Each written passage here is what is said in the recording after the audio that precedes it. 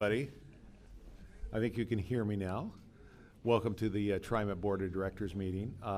Before our actual business meeting, we have our public forum, which is for the first 45 minutes, if necessary, where we allow people to address the board on issues of concerns with TriMet, issues that are on the agenda, or other just issues of concern. And sometimes people bring up issues that aren't part of TriMet's purview, and if they are, we'll make sure that staff can direct you to the right person.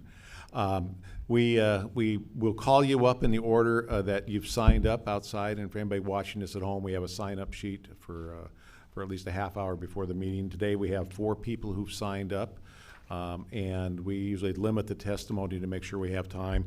I think we're doing well, so let's try to limit the testimony to 3 minutes if we can, and if you go beyond the 3 minutes, I'll let you close, but I will, if you don't move quickly to the end of your testimony, I'll encourage you more. So with that, what I'm going to do is call up the first two people who've signed up, and the first one is Jose Mikalauskas with Bus Riders Unite, and Douglas R. Allen also with Bus Riders Unite. And I will point out I have a handout that Douglas is evidently providing for all of us, so I'll make sure that we all have copies of that as you're coming up. I think I will. Take that. I need sticky finger. There we go. Okay. Jose? Is this, oh, this is on. Okay. Good morning, TriMet board members. For the record, my name is Jose Mikalauskas. When I was a small child, I remember walking countless hours with my mom to our day-to-day destinations. It didn't matter if it rained or if it was cold, and or when the sun would beat down on us senseless from one bus stop to the next and on to the next. As a single mother, it was too much to own a car, and with my mom's status at the time, it was too risky. That did not stop my mom from wanting to treat us to a festival. When we would take the bus to get there, but when it came time to leave, the bus never came. That night, we walked home for hours over the span of miles. Young me started complaining about the blisters developing on my feet a few miles in our walk.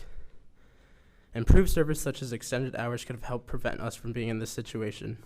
I'm a bus rider, I'm low income, I'm Latinx, I'm a member of Bus Riders Unite, I'm a bus organizer with Open Environmental Justice Oregon, carrying the weight of hundreds of disgruntled bus riders with equally unique identities and backgrounds. If you talk to people on the buses, you will hear people tell you their own stories of when they were left stranded because they missed the last bus. Drastic improvements to transit service is an urgent and consistently ignored issue which disproportionately affect our disadvantaged communities. We need service that is 24 hours, has increased the frequency of service, and establishes dedicated bus lanes to ensure the system is reliable, and expanding service where there are current service gaps. This is the change we need and demand today. Saying that improving service is not a priority is blatantly ignoring the needs of our community and shows that TriMet does not care about transit-dependent people dependent on your service. Improving bus service is one of the best ways that we can address equity because it is a lifeline to our communities. It allows us to access resources and opportunities that we need to improve our lives. But this is not just about increasing the level of equity that desperately needs to be addressed. It's also supporting and lifting our people who are solely motivated by providing for their loved ones and making sure they live a decent existence. Remember the faces of those that are. If you don't know one, just look at mine. Thank you. Thank you, Jose. Appreciate it. Douglas? Chair Warner and directors, my name is Doug Allen, and I'm a member of Bus Riders Unite and also a retired TriMet employee. I support Bus Riders Unite's request to Metro's T2020 funding task force for additional bus service hours to be included in the programs supported by the funding measure. I joined countless bus riders in expressing my dismay over the memo that TriMet sent to the task force last month. Improved transit service is necessary for meeting the mobility needs of our population, and it is especially necessary from an equity standpoint. Better transit service is also necessary for reducing greenhouse gas emissions from the transportation sector, which in Oregon contributes around 40% of all greenhouse gases. TriMet's memo to the task force outlines current plans to grow service by 2% per year for the next 5 years, which is shockingly inadequate. The memo goes on to say that additional operating money is not a priority. This approach will not reverse declining ridership nor meet our communities and our planet's needs. I have attended most of the task force meetings and know that our community has been asking repeatedly for improved transit service. What the public has heard back so far is simply not good enough. TriMet has failed to provide leadership, and the task force is floundering. Certainly, the better bus or enhanced transit corridors concepts can be applied in numerous locations, helping to reverse some of the decline in transit speeds that comes with increasing auto congestion. But significant improvements in transit service are needed in order to increase ridership and must include greater frequency, coverage, connectivity, and span of service. The T2020 process is an opportunity for Metro to model the potential ridership benefits of programs such as Better Bus, compared with or in combination with significantly improved service levels and expanded low-income and youth fares. However, this will only happen with TriMet's support, not TriMet's opposition. Unless the public sees a significant boost in transit ridership coming from a 2020 funding measure, I can't see them voting for it. Need I point out that Metro's modeling shows an increase of 17,100 daily system riders coming from operation of the Southwest Corridor, a 3% boost over the no-build case. That doesn't begin to move the needle on equity or climate change. We should be looking at what it takes to double or triple ridership in the most cost-effective way possible in the shortest amount of time. More of the same will not do it. Bold action is required, and the time is now. Please let Metro and the task force know that if they can come up with proposals that significantly increase transit ridership, TriMet welcomes their help, not spurns it. Thank you very much. Very good. Thank you. Yeah. Appreciate your comments. There's a lot of dialogue going on, and one of our board of directors is on that committee. So there's a lot of discussion. I know about capital versus operating, and so I think there's going to be some pretty robust discussions over the next few months as this gets finalized. I don't know whether you wanted to say anything, Director Simmons. Well, on the 25th of September, there is a special meeting being held at Metro where staff of TriMet will be coming and talking about what our plans are and where we are. So you'll have more in-depth information than what you have so far today. Thank you. Mm-hmm. Just an extra comment to that. I've been attending some of the Metro meetings, the LIT meetings, and have found them very informative. I've just been there to listen to community discussions, and I do hope that our general manager and leadership team can take those things into consideration. Thank you. And thanks for attending. All right, the next two people we have are Gabnella Saldana and Tristan Isaac. And if I missed your name, please restate it, would you? Yeah. Please. Good morning. My name is Gabriela Gabriela. Saldana Lopez. Okay. And I'm the new Bus Riders Unite organizer with Opal Environmental Justice. Bus Riders Unite organizes transit-dependent community members that depend on your system to get to Lifeline services. Today you've heard from our members, and you will hear from one more after me, and that they demand that you listen to our collective community needs. Not only is there not enough service improvements being planned within the next few years, but we also know that there will be a proposal to increase fares next year. We cannot increase fares while marginally improving services.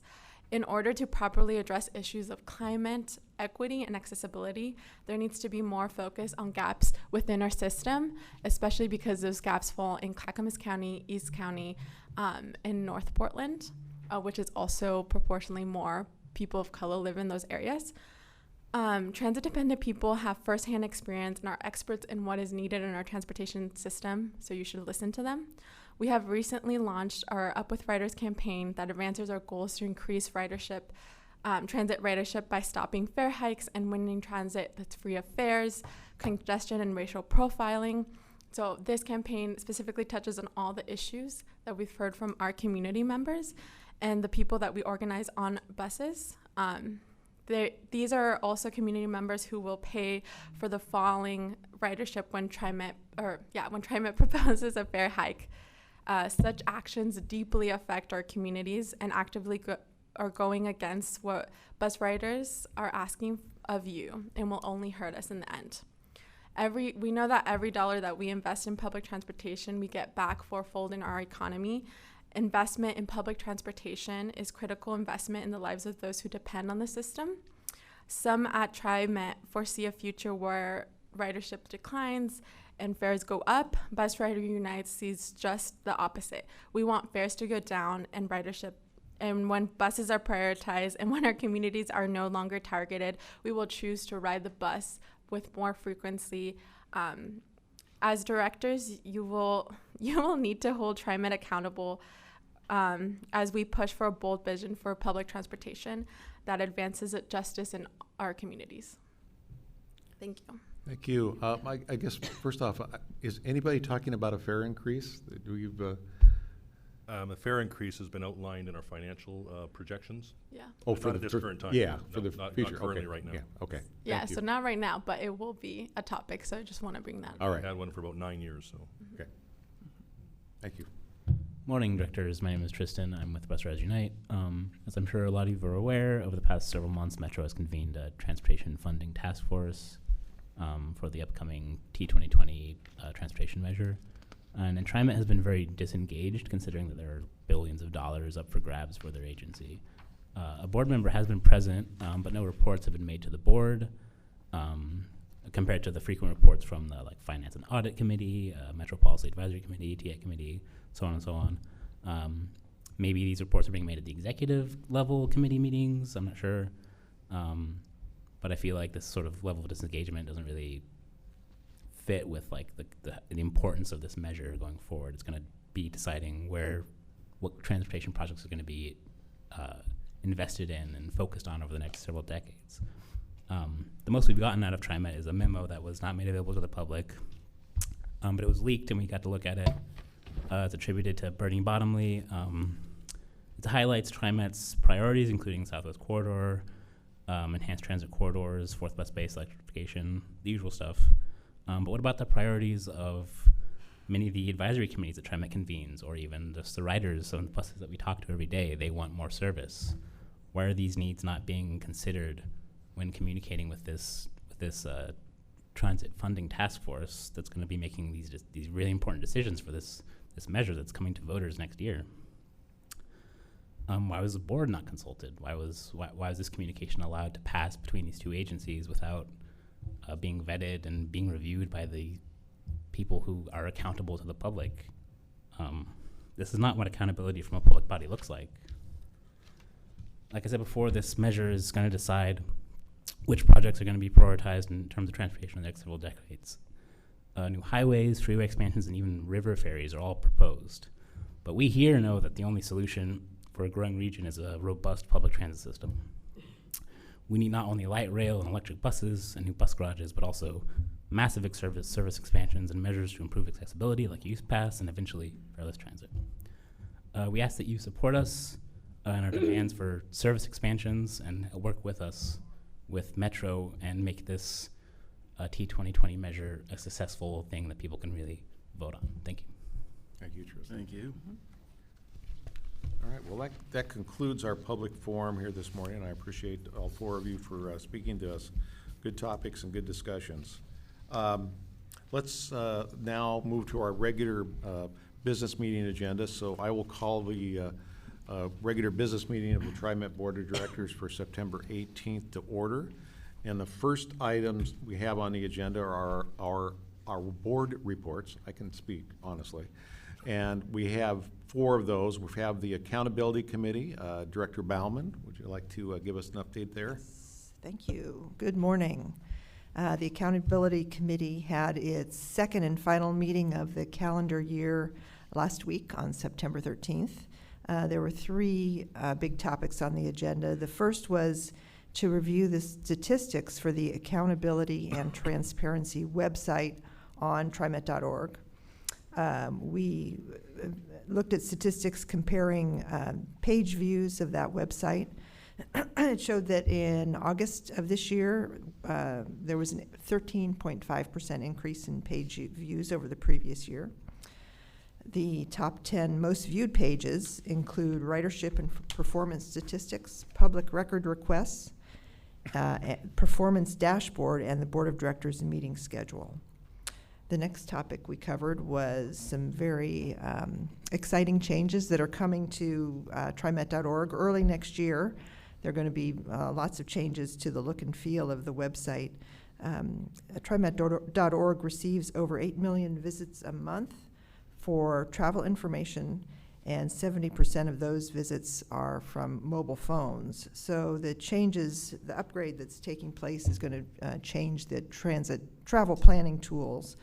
It's going to modernize the web presence, encourage multimodal trips, and it will do all those things in a format that's very accessible both from a cell phone or a computer.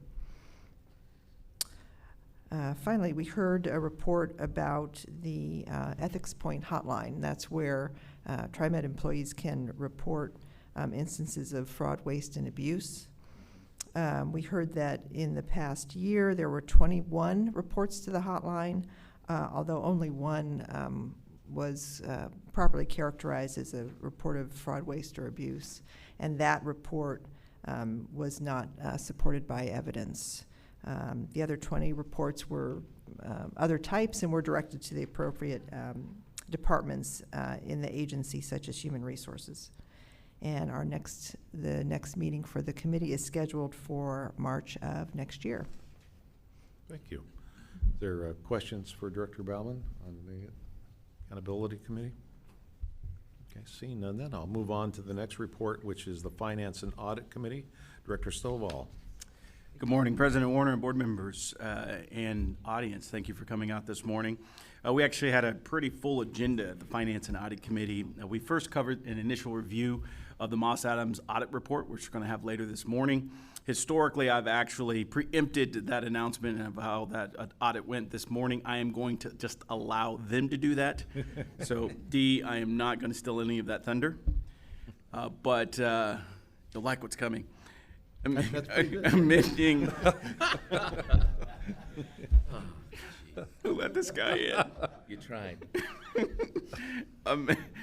We also touched based on some critical items in regards to the strategic financial plan, and that covered 3 of our agenda items. The primary things is we're looking at doing an update, and I think most of the board members have, if not all of them, have had the opportunity to discuss some of these critical updates with the financial team and leadership team in regards to some of those things that are coming up. Some of the items that we are looking at is kind of that debt ceiling capacity. What does that look like? And I think many of you have already had that opportunity to have that discussion overall, but really we're looking at that capacity as we move forward. As an agency, compared to other agencies, our debt ceiling is considerably low. And as we look to state of good repair, as we look to some of the expansion, as we look to some of the things that have already been referenced this morning in regards to putting more buses, more hours on the road, how do we do that? And that's going to require some increases in our overall debt ceiling to allow us that capacity. So we had some updates on that, which then requires some financial policy adjustments and edits and updates based on some of those changes.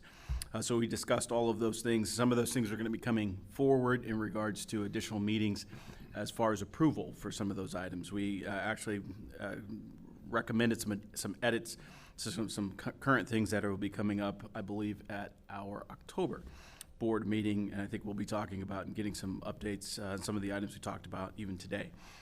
Next, we talked about the Southwest Corridor, and as the board already knows, there's a funding gap in regards to kind of what the big picture is and where we are from a funding perspective. We continue to get updates on that. As we all know, that is a very, very important initiative as we move forward, and so the Finance and Audit Committee will constantly be updated on a monthly basis in regards to how that's going. And again, that's a challenge, but we stay committed to making sure we deliver the best solution to the region. And lastly, we've got some initial updates on the labor negotiations as they're going to be coming up here in the near future. So that's the Finance and Audit Committee. Are there any questions from the board that I can answer? See none. Thank you very much. Good report. You are welcome. Appreciate it. The Metro Policy Advisory Committee, Director Way. Hi, everybody. Good morning. So, 3 things that were discussed at the last MPAC meeting. One item included Metro's 2040 planning and development grants. I'll sort of review just very quickly an overview of the 7 projects because I think they're all very noteworthy and projects that we can also align our transit improvement and transit priorities around. So just a little bit of background, 2040 Planning Development Grants. Really the mission of this grant program is to remove barriers to development, make land ready for development, and enable existing developed sites to be redeveloped. This is all very important to improve the livability of our region. What I really like in particular about Metro's new vision with their new leadership in particular is their focus on equitable development. I think that's really key. So a lot of these projects that are getting grant funded have a definite focus on advancing equity. So I just wanted to cover what 7 of those projects are. The first is Albina Vision Trust. The second is Prosper Portland, particularly with the Cully community and developing equitable development in that particular area. The third is Clackamas County with specific interest around the 82nd Avenue corridor. This particular plan will also focus on affordable housing and mixed use. City of Tigard is the next development grant, and the last 3 are City of Beaverton, in particular Cooper Mountain, City of King City, King City Master Planning, and City of Tigard River Terrace Urban Reserve Planning. So I just want to mention some of those projects that Metro is funding. I wanted to emphasize that this isn't a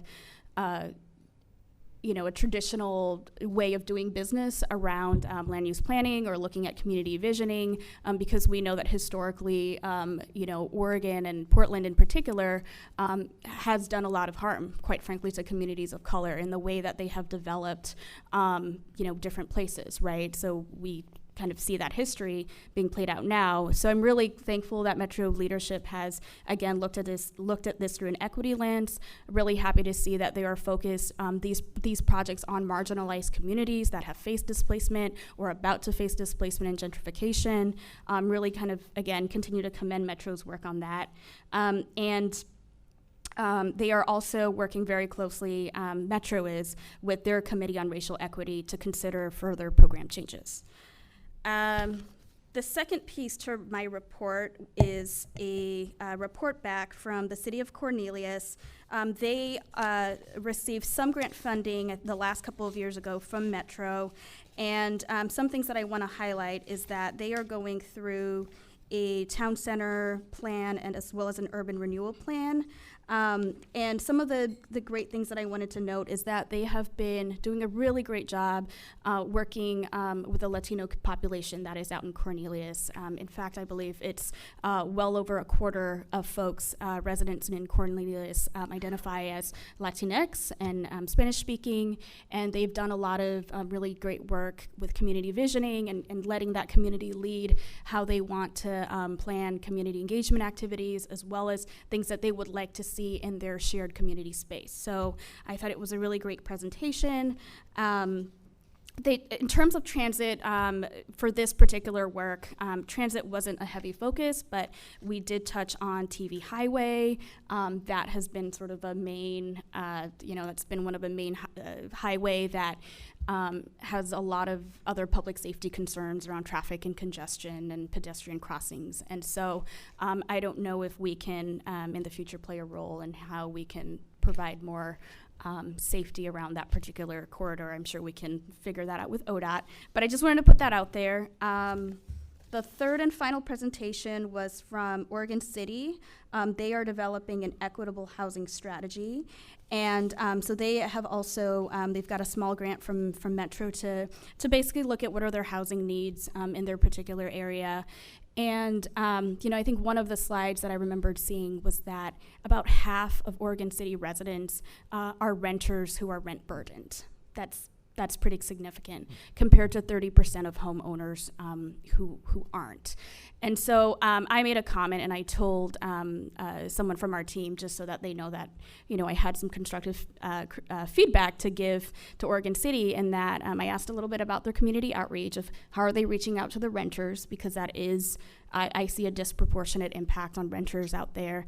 And they said that they're trying their best to do community outreach and engagement. They can do better, especially around the culturally specific community outreach. I asked specific questions around, what kind of languages are you engaging folks in? And they acknowledge that they still have a ways to go when it comes to engaging with different communities, particularly in Oregon City. So I just wanted to highlight that we still have, while we see some progress with some of the Metro's, equitable development work, there's still a lot of work to be done on the ground to make sure that communities are getting fully engaged. So the next meeting on September 25th is canceled. However, TriMet is having our, I believe, T2020 workshop / presentation on that date. So while MPAC is canceled, I will try to be at that meeting, and I believe I welcome all of our board members to listen and attend if you're able to. Thank you. Thank Good you. report. Any questions for Director Wei? Not so much a question, but thanks for the commentary and the advice to really look and reach out. It's those communities that I think are most impacted that require us to reach out that much further. And when you add schedule barriers and language barriers, it really behooves us, when we're serving the public, to reach further and really get out to finding those voices, not just opening the forum for them to exist, but to go find them where they do.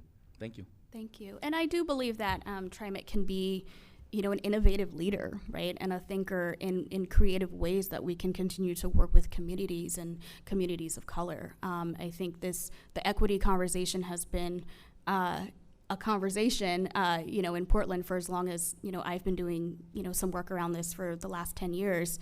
And it's really great to see us moving the needle. And I think TriMet can continue to be a leader in that work by engaging directly with communities and organizations. So those are my opinions. Thank you. Good report. I appreciate that. So the last report is the Transit Equity Advisory Committee report. We call it TEAC.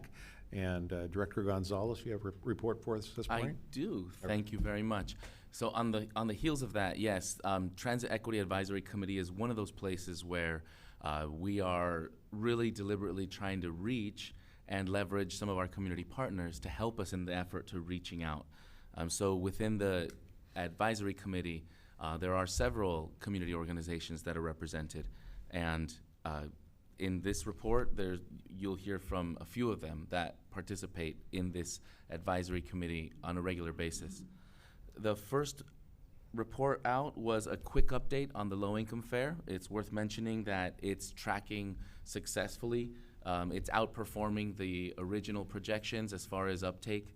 There's a growth of number of sites, and we now are close to 50 sites around the region where folks can go and have transactions to participate and sign up in the low-income fare program.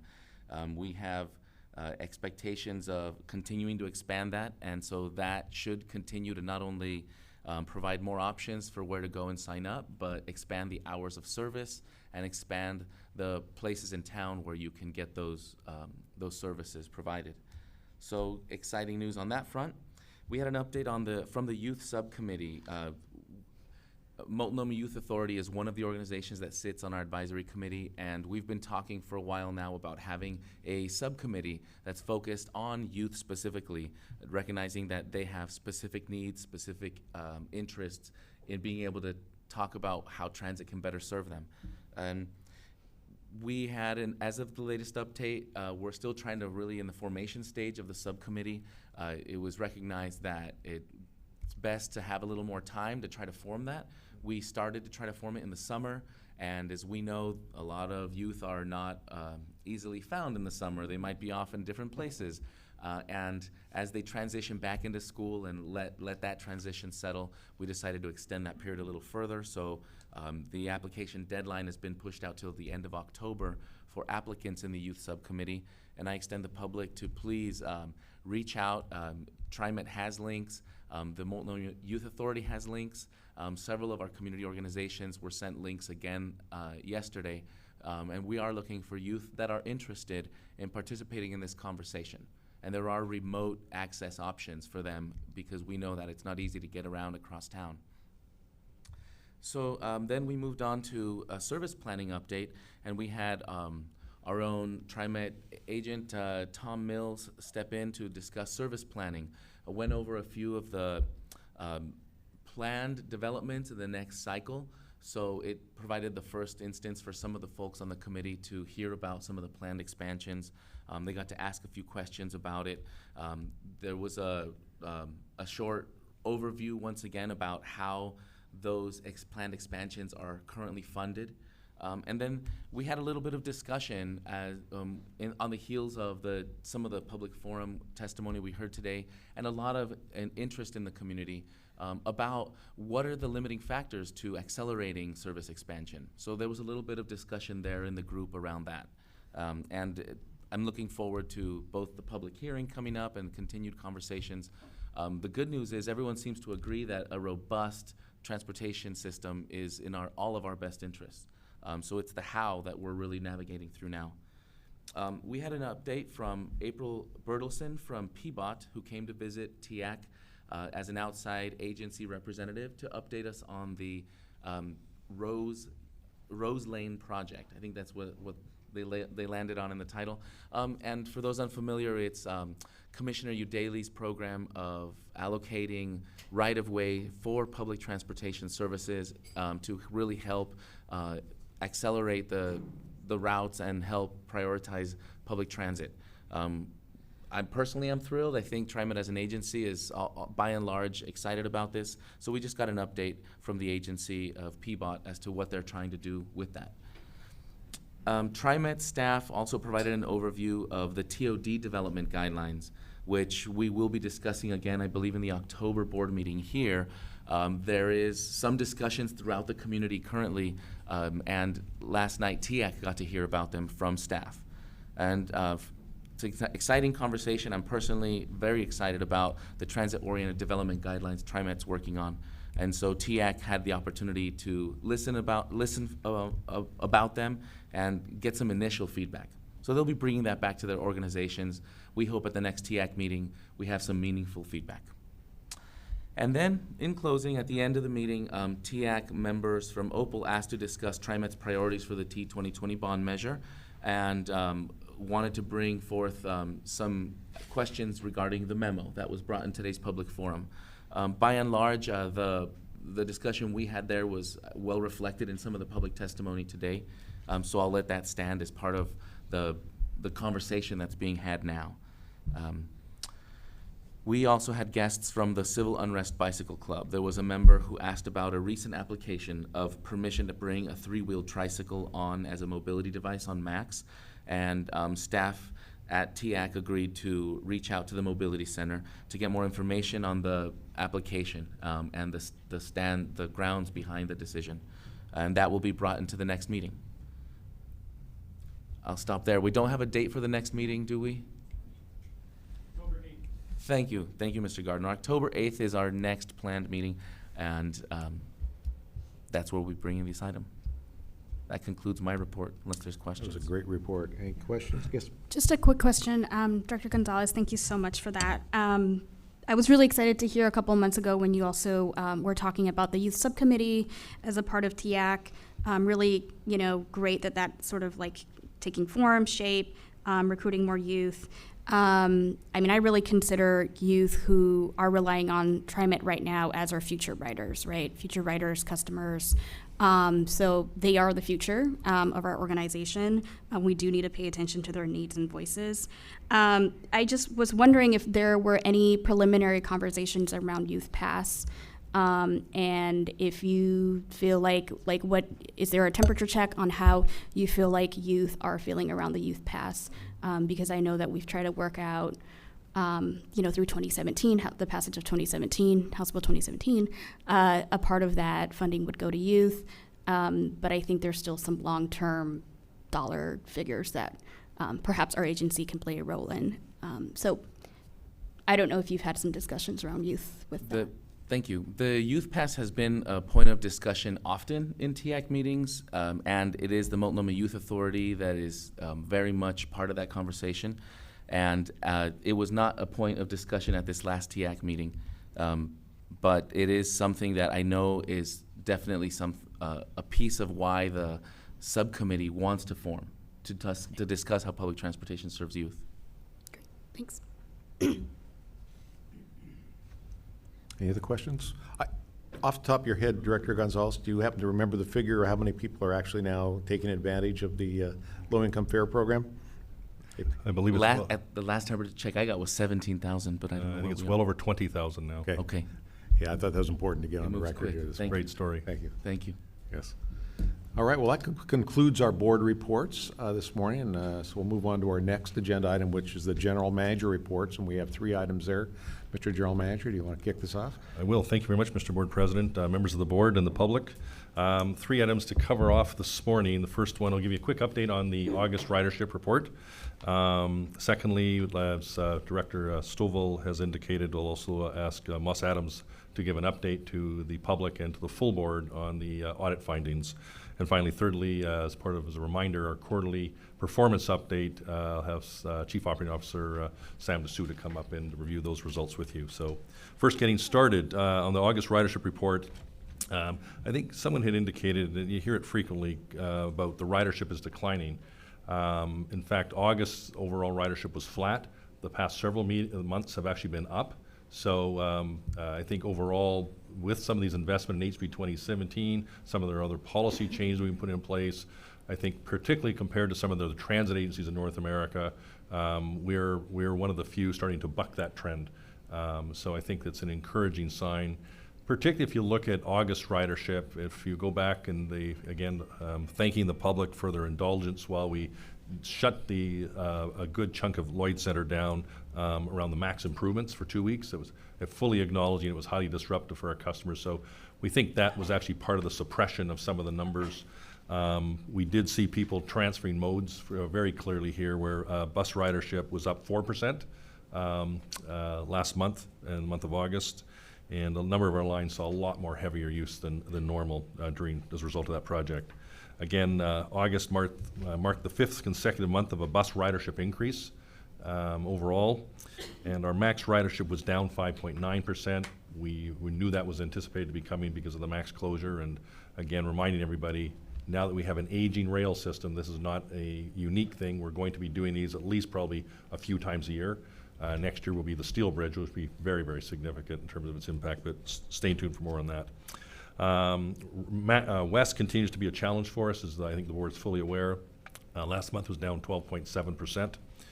On a positive note, we do see continued growth in our frequent bus line service. That continues to have really nice interest by the public, and to Director Gonzalez's update on the roads lines, the red enhanced transit corridors. I think we're seeing great feedback. I try and ride the bus pretty well every day. Feedback I get from the bus operators is just this is great, how do we get more of it, and how do we get it faster? So thanks to Commissioner Udaley for her leadership on this, and we're really glad to be partnering on this and many other kinds of ways to speed the system up throughout the region. The weekday ridership on the frequent bus line is up more than 6% year to date, as I indicated, was looking good, and 6.6% on the weekends. Again, we are going to continue to focus on this as one of our, I'll call, tallest poles in the tent. The other lines feed off this, so people can get where they want faster. Also, we'll be upgrading 2 more bus lines to frequent bus service, lines 20 and also line 76, so stay tuned for that for March of next year. So all in all, I think pretty happy, particularly with a big thank you also to all the teams behind the scenes who worked on the Max Lloyd Center closure. They're not for the faint of heart, and a lot of things can go wrong, and everyone's waiting to say go to get back in service, and they really just did a great job performing on this. So a big thanks to all the team, engineering, planning, maintenance, operations, transportation, and safety, security, and the list of the team just goes on. So big thank you there. Second item, just like to maybe call up, if I may, our partners from Moss Adams to give us an overview on the audit report. So I'd like to welcome firstly Julie Desimone and Ashley Austin from Moss Adams. I think they're here somewhere. They joined us earlier for the Finance and Audit Committee this morning, and I'm just going to turn it over to you, and thank you for your information.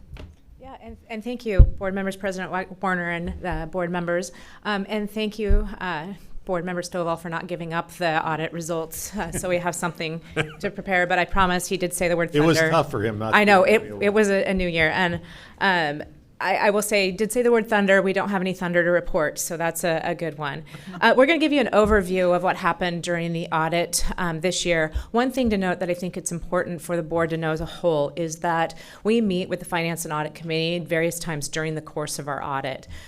During the start of our audit, once we've gone through risk assessment and been able to outline what the scope of our audit is going to be in that current year, we meet with the Finance and Audit Committee in order to let them know about what those risks are, and provide some time for them to give us input on what they're seeing, if there's any specific risks, and then we take that into consideration for our audit approach as a whole.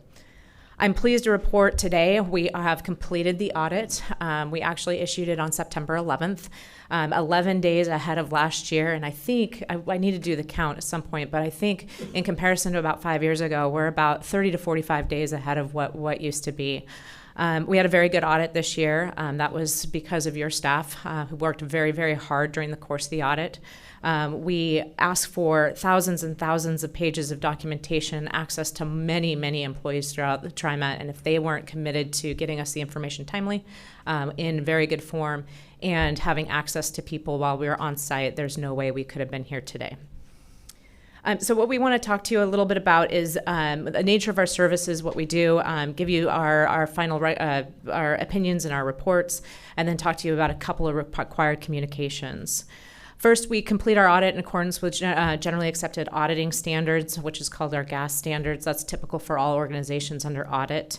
But because you're federal grants, we're required to do an audit in accordance with also generally accepted government auditing standards, which is has some additional procedures layered on top of that. We also complete, we say single audit, that's the various to the term, it's now called a uniform grant guidance audit of your federal grant. So we take a very hefty look and spend hundreds and hundreds of hours looking at compliance over your federal grant programs. The state of Oregon has some minimum audit standards that we have to take a look at.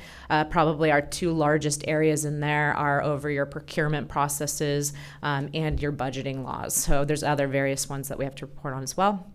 And then your 2001 bond indenture requires a negative assurance letter that we provide as well. So the good news this year is that we've once again provided a modified opinion on your financial statements. What that says to you, your financial statements are fairly presented in all material respects. This is what your counterparties would want to see. This is what your bondholders, this is what you as a board is going to want to see. And finally, this is what the federal government is going to want to see as well. Through the course of the single audits, we found no noncompliance, and that audit is very directed to what the feds want us to look at. So they have a set of compliance requirements that we have to go after, and that's how we engage our audit. In the Oregon municipal standards, we did find one issue of noncompliance, and that was a new bank account got open that's supposed to be that information is supposed to be provided to the Secretary of State within 3 days, but it was remedied as soon as found. So that is now all taken care of, and some new controls put into place to make sure that doesn't happen again. I will say that anytime we look at noncompliance from the state of Oregon, we then assess it to whether or not we believe that whether it meets the definition of a significant deficiency or material control weakness. We do not believe this compliance requirement elevated to that, but we do have to report it in accordance with state laws. And then our 2001 bond report, no instances of noncompliance is identified. We will be completing what's called the data collection form. This is what goes to the feds. It's required within 30 days of issuance. So we'll be completing that at the end of this week. Our management will be completing that. We'll get our auditor certifications done this week, early next, and get that issued in plenty of time. I'm going to go over the... I'm sorry, I didn't say, I'm the partner on the engagement. I didn't even introduce myself. Julie Desimone, partner on the engagement. I'm just a random person coming up and talking. You did a good job, by the way. Oh, thank you. That was the thunder part. Excellent. And I'm Ashley Austin. I'm a senior manager currently. I was admitted into the partnership effective October 1st. So next time we see each other, I'll effectively be able to say that I'm a partner. I'm going to go over the required communications that we have to do under our professional standards with the board. First, our responsibility under our auditing standards, as Julie mentioned, we perform our audit in accordance to obtain reasonable assurance, not absolute. So we didn't audit every dollar. We did look at internal controls, but we didn't issue an opinion on internal controls. And we communicate findings that in our judgment are relevant to your oversight of the organization. We look at significant accounting policies. You should know that there were no significant changes during the year, but we look to make sure that they're consistent with the prior year, and any changes we would report out to you. As you know, the financial statements that are sitting before you do have significant estimates made by management. We do look at those on an annual basis to make sure they're consistent with the prior year, that they don't have any bias recorded into them. All of the management estimates that were in the financial statements that were significant to the financial statements were reasonable and consistent with the prior year. We also are required to report whether there were any audit adjustments that were required to be posted to the financial statements to receive that unmodified opinion, as well as any adjustments that are passed by management. So identified by us, not significant enough to require posting, but that management elected to pass on posting. Neither of those occurred this year, so you had a very extremely clean audit. Management's consultation with other accountants. This would be if management contacted another accountant to receive advice. They would be required to contact us to make sure they had all the facts and circumstances. None of that happened this year. There were no disagreements with management. That's really getting at if we disagreed on any sort of accounting treatment for a transaction or something of that nature. No difficulties in performing the audit. As Julie mentioned, we ask for thousands of documents. We're receiving those very quickly. We're given access to all the individuals that we have requested access to throughout the organization. And then issues discussed with management prior to our retention. We didn't have any issues that we discussed. We do issue, we sign a contract for the audit itself, and then we also have management sign a management representation letter that you guys can request upon if you want to look at that. Finally, we did not have any material weaknesses, significant deficiencies that we identified as a result of our audit procedures, and we did have a few best practice recommendations, but we discussed those with management throughout the course of our audit. And that concludes our presentation.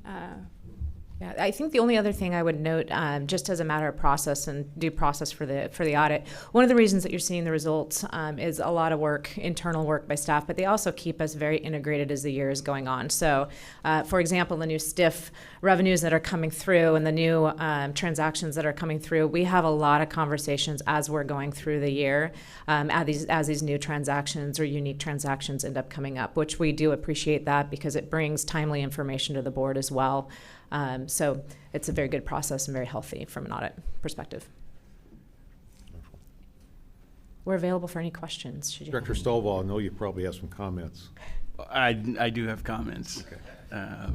Well, first and foremost, thank you, Moss Adams. You've been our partner in working on this for quite some time and really have done a great job. Second, I'd love to just give huge accolades to our team. You know, Dee Brookshire and her team have done a phenomenal job in really making sure that this process goes well. As you've already referenced, we're 11 days ahead of where we were, I believe, last year, and significantly ahead of where we were in prior years. And that's just a hallmark of just, I believe, great leadership, great processes and systems.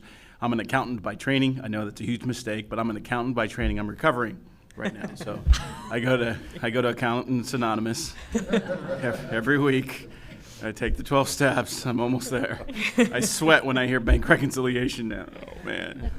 But ultimately, from a serious perspective, the effort here is tremendous. And I have just a snapshot of what it takes to produce this type of results, not every other year or every 3 years, but consistently. So, Dee, thank you for all the hard work in your team. I know there are a number of folks, Kara and I believe Eric, were at the meeting early. I don't know if they're still here, but thank you for all the hard work you do. And again, that great leadership starts with our general manager and goes throughout the organization. So great leadership there.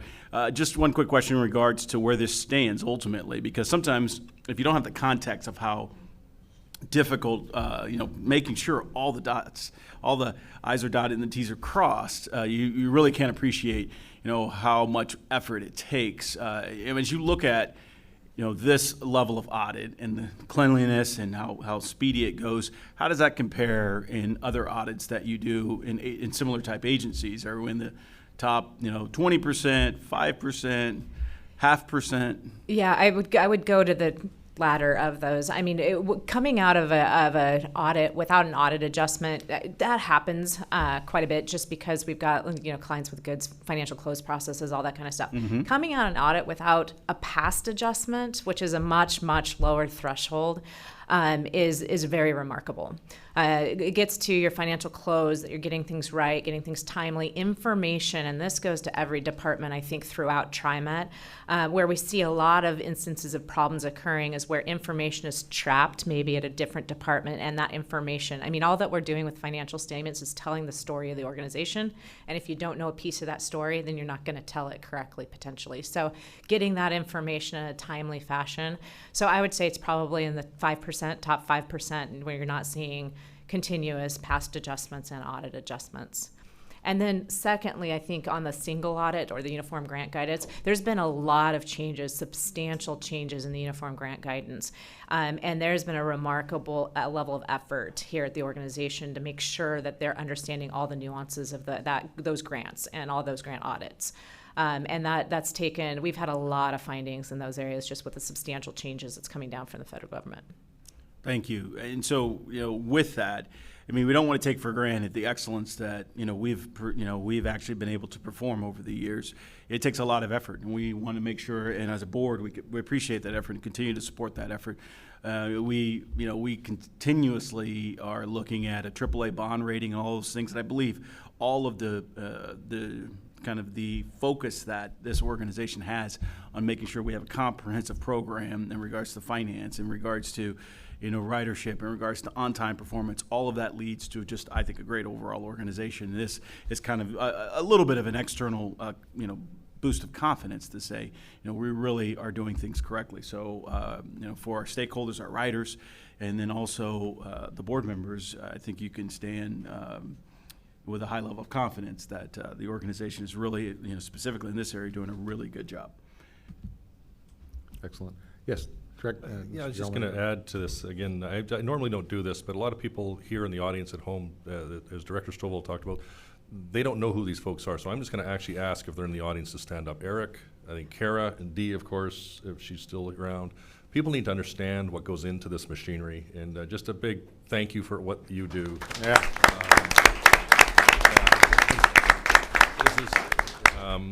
And something else that was not covered in the Finance and Audit Committee today, Dee apprised the Finance and Audit Committee today that one of the rating agencies, we have 3 of them right now, reaffirmed TriMet's AAA rating.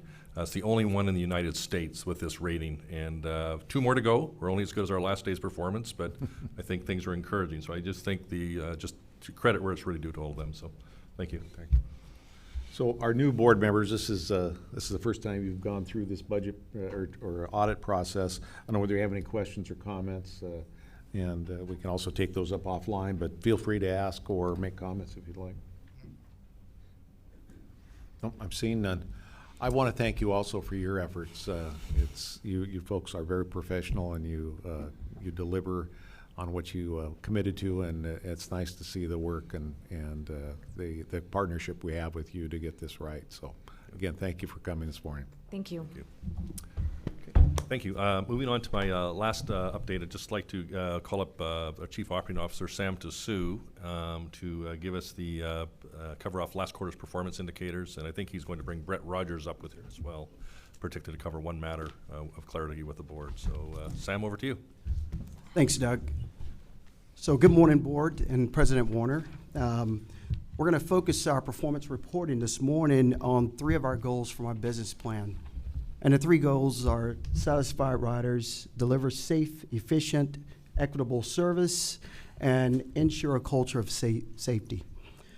First of all, I wanted to also state we will be reviewing calendar year 2019 second quarter compared to calendar year 2018 second quarter. Next slide. So if you look at the The bus and MAG's on-time performance here, you see a couple things here. One is a small decrease of about 0.4% on the MAG's on-time performance, and then on the bus on-time performance, we had an increase of 0.6% of on-time performance there. There's three areas that we are going to continue to place emphasis upon as we continue to improve our on-time performance. One is leaving the garages on time, leaving each trip on time, and really focusing on providing adequate layover time recovery. Next slide. So our next slide here is our West on-time performance. We've increased by 1.4% here. West on-time performance have recovered very nicely after the PTC work has been completed in 2018. Next slide. Our next slide also here is our fixed route bus complaints. Here you see a couple things that's going on, three different categories. All three categories decreased due to on-time performance increases, also due to operator security and awareness training that we provided for our operators, de-escalation training that we provided for our operators, and also more visibility and staff being out there to answer questions. Next slide. The next slide here is our MAG's complaints per 100,000 boardings. We have a decrease on our MAG's rail complaints in all areas except for the public relations, and it basically stayed the same. The next slide here, you see really some great news here, and this is our rail rule violations per 1 million miles. Here you see a decrease of 20.4% miles over 2018 Q2. And it's due to a couple of things. One is that training and retraining our train operators with refresher training and familiarizing them on the route and the line. And also what we've done here is also increased and replaced signage along the alignment. Okay, we're going to talk about lift miles between road calls, which is mean distance between failures. The good news is we've improved 13%, which we increased our miles between failures, and the reason for that is we bought and put in service 27 new vehicles. Here we have fixed bus route mean distance between failures. We have an improvement of 12%, and the reason for that is we put bus maintenance supervisors in the operations command center, and this is to ensure that the trade out of buses is accurate and necessary.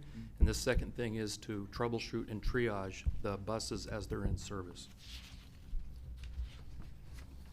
This here is the max light rail mean distance between failure as a result of lost service.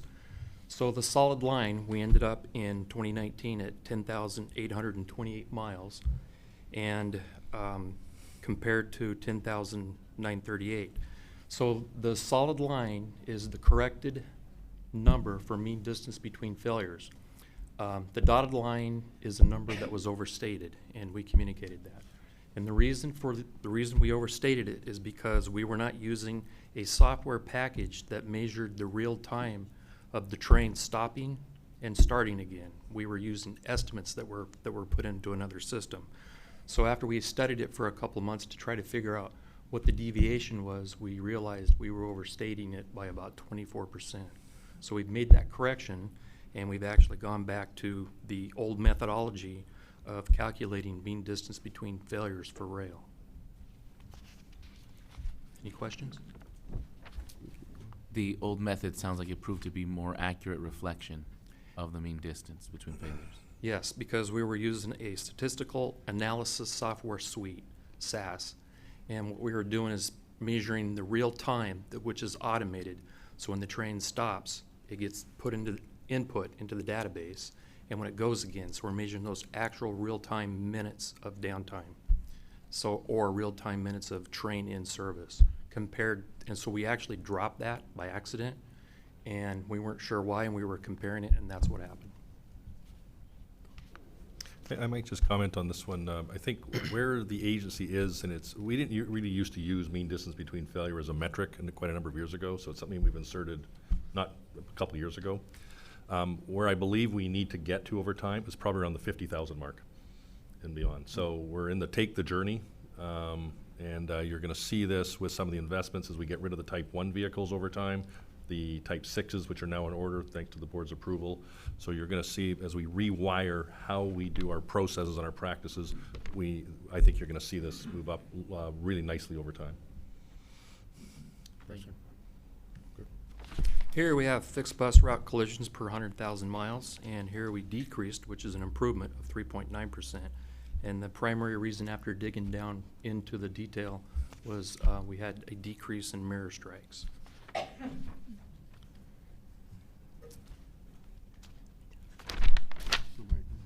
Oh, sorry. Oh, here we go. The final slide is max collisions per 100,000 miles. So we have reduced the rail collisions by 31%, which is an improvement. And if you compare it to the 2016 second quarter, right here, that's a 31% improvement. Any questions? Like it. There's a clear cyclical nature to this, just looking at patterns. It seems to me that something of this is seasonal in nature. Yes, if you look at the fourth quarter, the peak to peak, fourth quarter to summer, that's what we see right now. Lower visibility times of year. Winter versus summer. So that's what we found without digging into the detail, just looking at the chart. There is something to that, though. Yes, sir. Okay. The only comments I might just add, oh, I'm sorry. I'm sorry, I have a question down there? Yeah, just two questions. So on the last slide, the collision, I mean, I think it's great that we saw just such a huge decrease. Do you know why that was so significant? Do you think it's better training for operators, or what?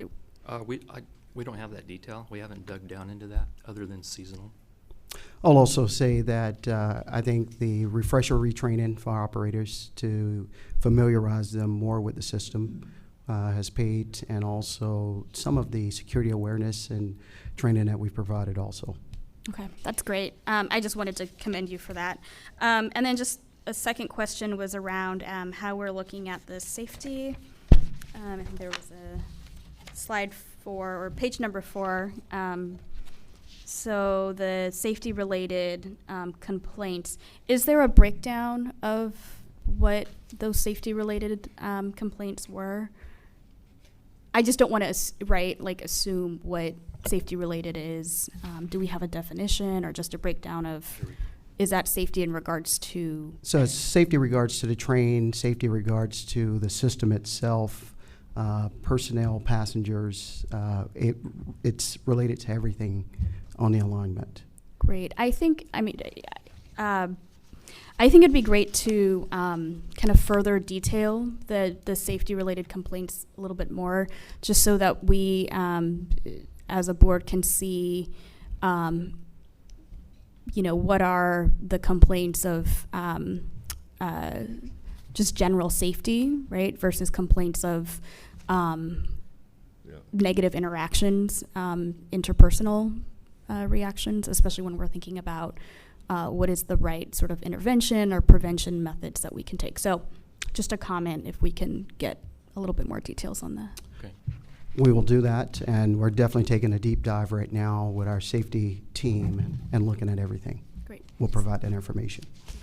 So before you leave that slide, it feels to me like the service delivery complaints are tracking fairly well with the increased on-time performance. Am I missing that, or am I correct? That's correct. In fact, a few years ago, we actually did an intersection where people said, geez, it's all about on-time performance, not safety. In fact, we actually tracked rule violations, internal rule violations with on-time performance. In fact, the safety, I call it the scissor chart, where over the same period of time, the safety violations actually dropped and the on-time performance commensurate went up. So the lines actually crossed. And so you can be safe and you can be on time at the same, and that's all part of, I call it brake and gas, getting where you want to go. So you're quite correct. Well, that says to me more people are satisfied with the ride. Correct. Right. Yeah, okay. Correct. All right. Right. Thank you. Oh, I'm sorry. Director Edwards. Just to follow up and make sure I'm clear on that, you're going to itemize or break out between the complaints from the riders versus the complaints from the personnel? Is that what I'm hearing?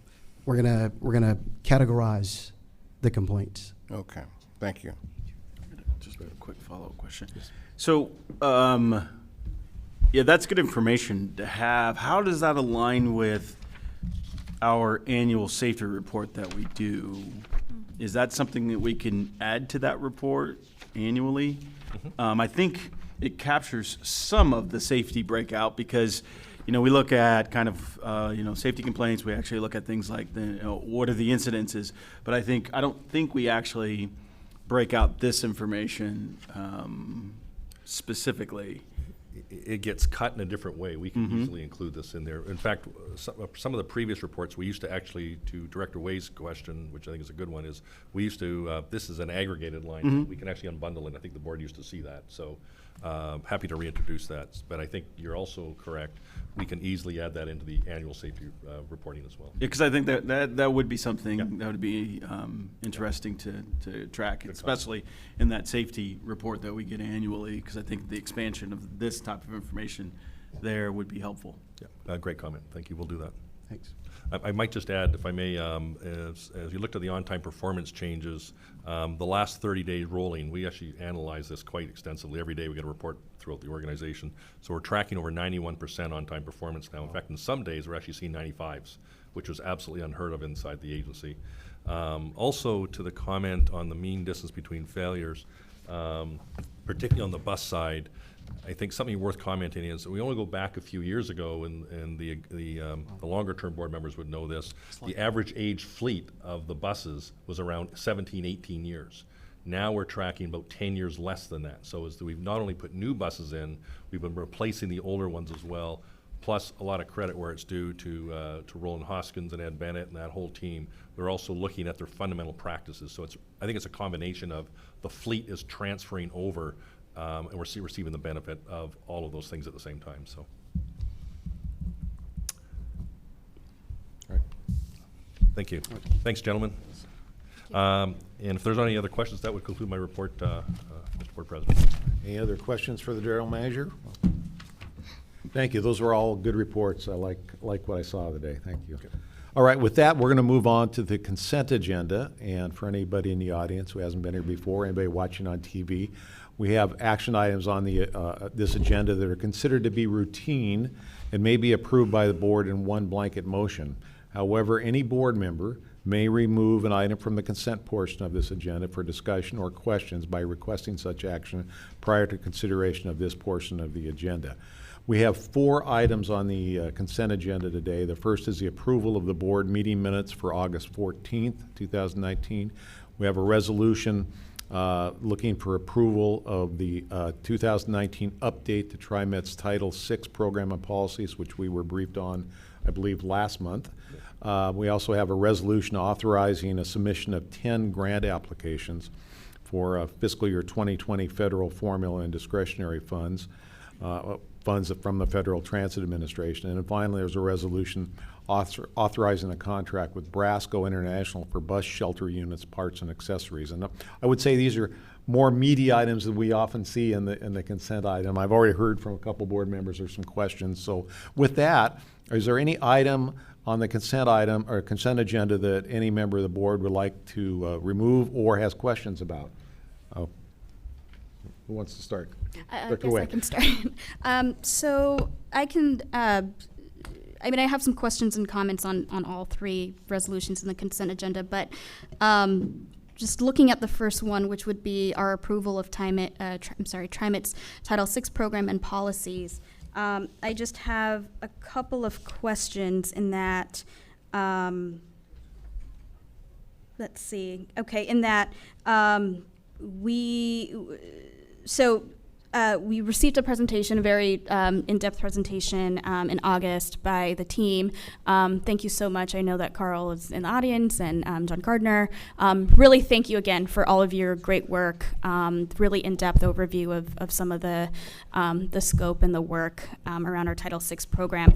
I think my question is just around the continuation and the use of House Bill 2017 funds and enhanced service improvements and ways that we're going to, again, continue to really maximize opportunities to increase transit. Can you just re-emphasize for me how that will play into our Title VI program moving forward? I think you mentioned it in your presentation, but it's been a while back, so I just wanted to make sure that we're continuing to just connect the dots between continued enhancement and the ways that we're, again, continuing to really look at race, gender, national origin, and how we are continuing to serve those identities. Sure. President Warner, members of the board. Let me start by trying to address what you brought up this morning. So HB 217 is funding our expanded high school program, which is a recreation of the student pass. So we have 14 high schools that are receiving transit grants for the first time ever from TriMet, David Douglas, Reynolds, Park Rose. And I thought this morning, maybe next month we can bring one of them here to discuss and describe what a benefit is, because they've never received that. Thousands, I think we've put out over $500,000 worth of grant funds, and we're going to do a second round. We did have 2 schools decline because they didn't see that level of ridership or that ability to coordinate that, but that's directly funded. So I would say underneath all of this is increased access to the system. So anything we can do to make system accessibility greater. Obviously, the number you heard excuse me, this morning about the low-income fare program, we're at 21,470 people. Wow. So that's in 14 months.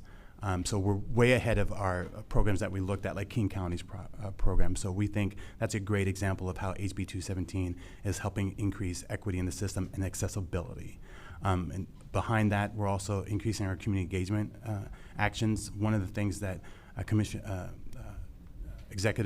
GM Doug Kelsey did was reconstitute TIAC. So we went from 11 members to 17 community-based organizations. As you heard from Opal this morning, they presented last night. We had a brief conversation. We're going to pick up that conversation next month. So just having expanded staff, the community engagement coordinator, to bring those sort of conversations to TIAC and make sure we hear from a lot of different voices, especially voices from organizations that actually serve people, right, that provide comprehensive wraparound services that connect people to and fro their different education, employment, and training opportunities using public transit, right? So they're living the advocacy dream by actually providing that service. And I think sometimes we don't do enough to bring those partners to this room and tell their stories, because we have 21,000, I think, public transit advocates through our low-income fare program. So I think in the months ahead we can do a better job of bringing sort of the narrative and the story to you about how those resources are really impacting people's lives. Thank you. Thank you. That was a excellent, very thorough answer. So really he'll go into more detail. He's the guy. Anything else related to Title VI? I guess just if Carl has anything else to share on top of, John, what you had already shared. I think one thing that I could share is, as far as the Title VI equity analysis, I would say that conversation, or any conversation regarding House Bill 2017, when it's relevant and appropriate, it has informed that conversation.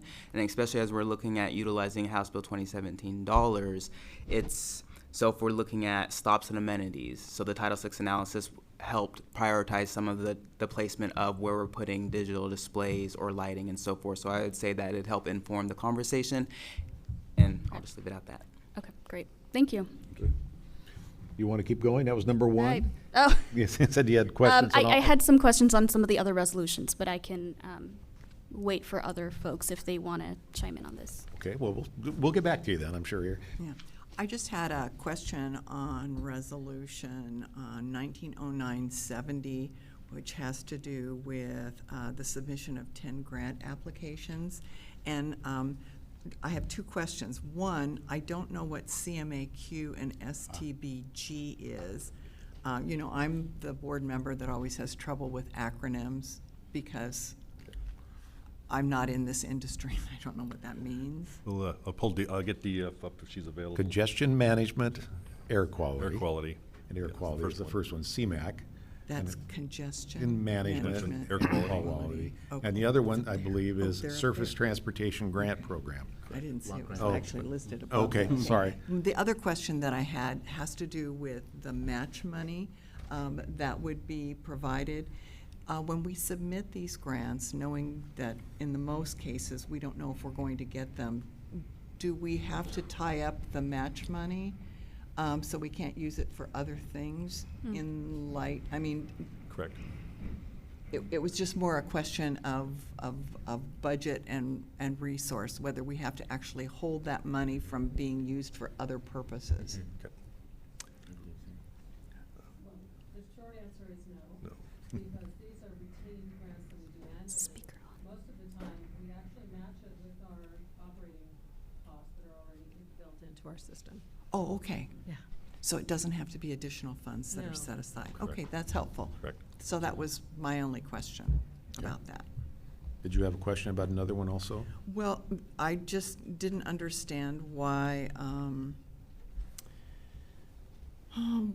the last resolution was The included. bus shelter? Yeah, the bus shelter, units and parts and accessories was part of the consent agenda. It's not that I have an issue with it, it's just that it may seem routine, but I think some of the other items where we actually have to vote on it individually could be seen as routine too.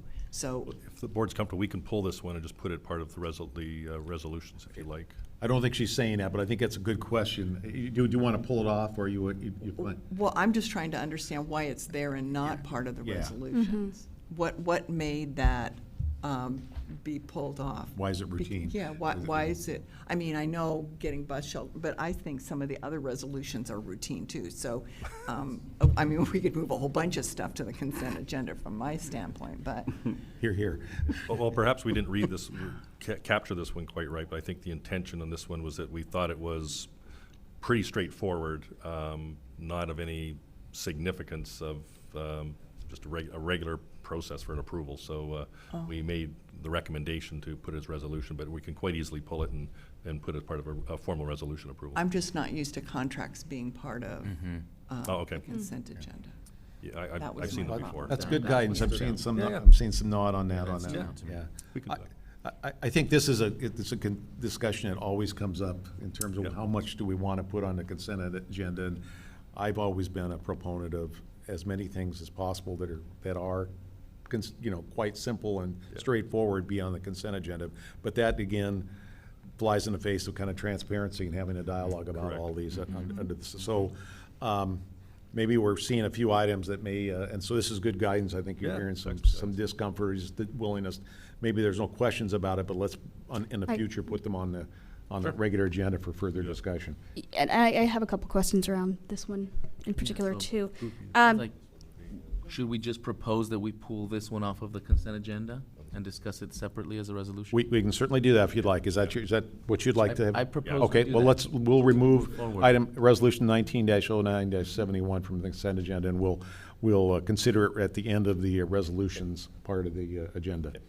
All right. And I'll just wait for, until we discuss that in the. Okay. So you had questions about that one. Did you have questions about the other resolution that you wanted to get clarified now? or- No, I'm good. Okay, And all right. procedural question, do we need to vote on moving something off the consent agenda before that? No. Thank you.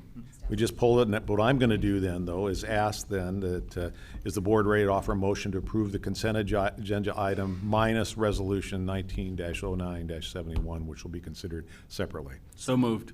Have a motion and a second. Is there any further discussion? Hearing none. All in favor of the motion to approve the consent agenda minus the one item, please signify by saying aye. Aye.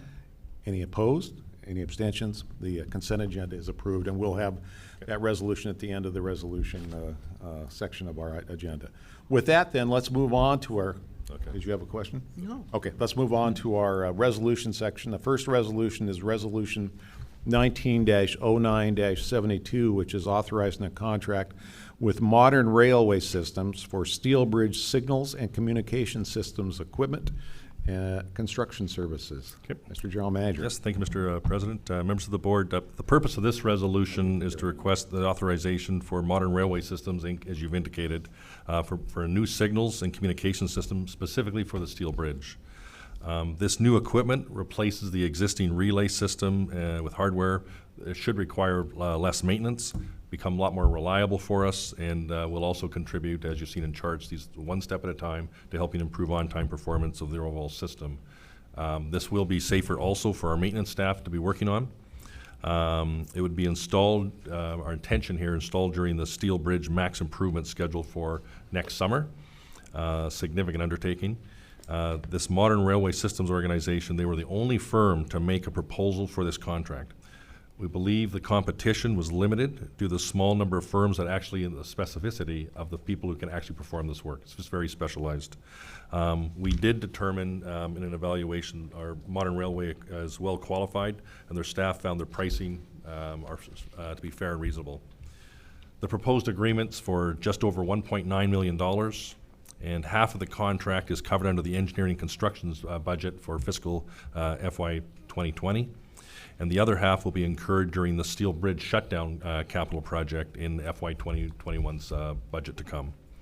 The Modern Railway, their workforce is 17.5% minority and 9.2% female, and they've indicated they will subcontract with certified firms when at all possible. Your approval on this is recommended for the resolution, and I think we have Gabe and Steve here to answer any questions you may have on the technical side. All right. Any questions? Director Edwards. Yes, thank you, Mr. Chairman. I had a question in regards to the change order allowance. I haven't seen that, or maybe I saw it and didn't make a point of it, but I just question, is that something normal typically that we do, and why is it 15%? Be happy to address that. In every board action that we endeavor to be transparent about the change order allowance, and it actually requires your authority for us to be able to use it in a timely manner. If we didn't have that in the resolution, we would not have the authority to therefore, react to a change in real time, and would just cause delay in projects. And we have tried to put that in our construction contracts whenever we can. 15%, it's a little bit higher than we would see on a normal civil construction contract. We try to shoot at 10%, but Director Edwards, this is the Steel Bridge, 100-year-old bridge to start with. And we have had water intrusion problems for years at that bridge. It's a lot of downhill on the east side coming in. And so therefore we see sort of the potential for some unforeseen conditions, when we open these boxes up, some of them 30 years old. I guess when I see change order contingency, it concerns me, because as a contractor, I guess I would come in and I would bid the job, and I would also take those contingencies into my bid, into consideration on my original bid. And it just gets me, I just get a little concerned, like I say, when we have 15% that's there. It's kind of like almost a slush fund kind of a thing. Well, I would say that we have policies and procedures, internal policies and procedures about how we administer changes. We do independent cost estimates on the contractor's proposals. We have what I would call a change order review board inside of my division that has grants certain authorities and tries to add sort of that checks and balances to the requested change orders, and at times we've pushed back and we've said, no, that's not a change, that's part of your scope. So wanted to let you know that those internal controls are present in our division. Okay, great. Thank you. That helps me a lot, because like I say, I wouldn't want to see it there and just because they screwed up or missed something that they want to go grab some money out of that fund. Sure. Thank you. Yep.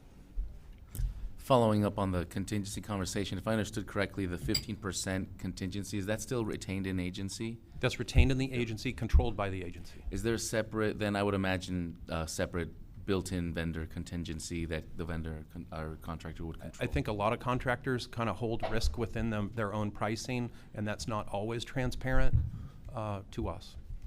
And with regards to the diversity section, first of all, thanks for submitting a bid. I see that we had 5 parties at the pre-bid meeting and one bid submitted. Did we have any indication for those that opted not to bid? It sounds like by and large there was some that didn't have a good match with the services they provide and the needs of this contract. Was that generally the case of the other bidders that came? I think that this is pretty specialized work. There are only so many firms in the country that actually do this work.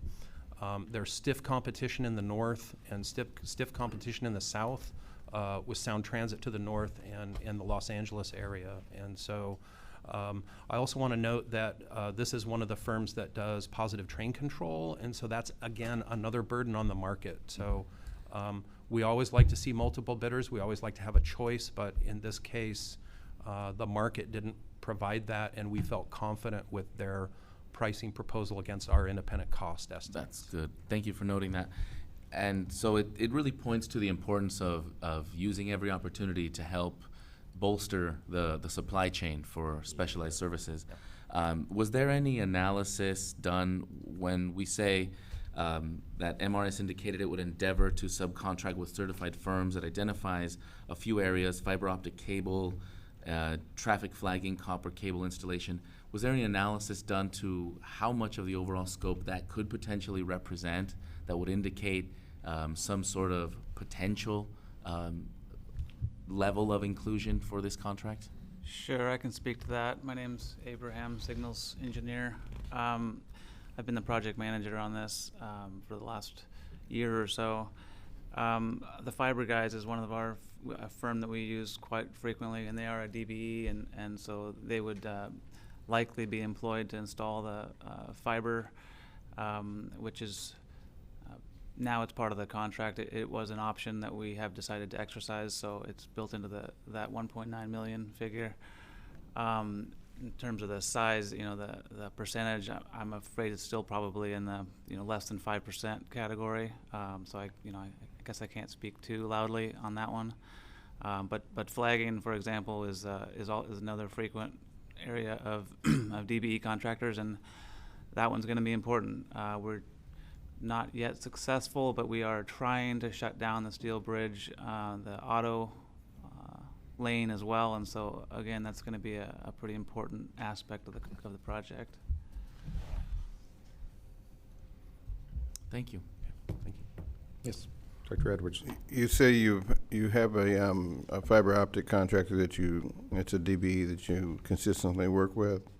Do you know what the breakdown of their workforce is in regards to diversity? Gosh, I'm We'd not sure. We'd have to get back to you. I don't think we have that information on hand. Okay.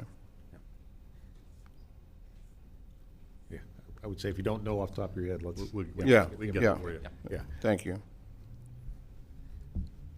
Other questions about this resolution? Is the board ready then to offer a motion to approve Resolution 19-09-72? So moved. Second. I have a motion and a second. Is there any further discussion on this resolution or this item?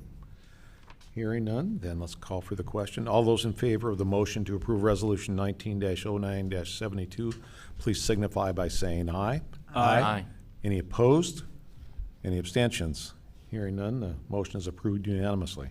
Let's move on then to the next resolution, which is Resolution 19-09-73, which is authorizing a contract with DKS Associates for Next Generation Transit Signal Priority System Consulting Services.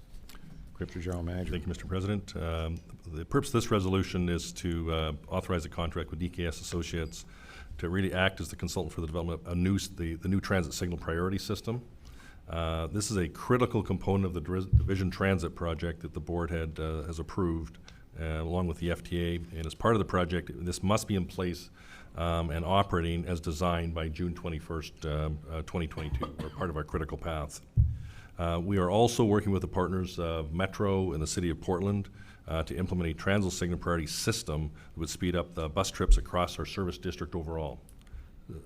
The consultant on this project is intended to perform a whole variety of tasks, including reviewing the transit signal priority technology and how we will, in fact, integrate it with our TriMet systems. They'll also perform before and after traffic study. They'll develop a traffic implementation plan and also the project management coordination. TriMet had issued an RFP for this, and DKS was the only firm to submit a proposal once again, not dissimilar to the past resolution, because there's very few firms because of the technical nature and knowledge and the capability also to perform this service. DKS submission was a joint proposal with Kittleson and Associates. These two firms are considered probably Northwest leading traffic and transit technology firms. They specialize just in this exact thing, transit signal priority. DKS, they're very well qualified to perform the work, and we believe their pricing is determined by our staff to be fair and reasonable. The contract amount would not to exceed $1.3 million, and this is budgeted in our Information Technology Division FY 2020 budget. Their workforce, 27.5% minority and 44% plus female. And we anticipate, if any, opportunities for subcontracting on this piece of work because of the unique specialization and the nature of this work. So that would conclude my comments and the recommendation for the resolutions before you. And A.J. O'Connor, our master of IT, subjects just like this, is here to answer technical questions way beyond my capability. Good. Questions for the general manager or staff on this one? I've got a question, and this I know we don't have the answer today, but it really points out to the importance in building the bench in highly specialized services. We're a major purchaser of highly specialized services in a region where cities are kind of far apart. So it behooves us to look at instances like this as a great opportunity, in my perspective, to get a little of a finer point on how we're building that bench. These are fantastic numbers with regards to the workforce diversity, but it now also begs the next question. Within that company structure, does that diversity reflect itself in the levels of management, mid-management, apprenticeship? Are we building a diverse bench and at all levels of an organization? And I know that that's a conversation that is more about how we continue to be better clients, and how the vendors continue to be better vendors.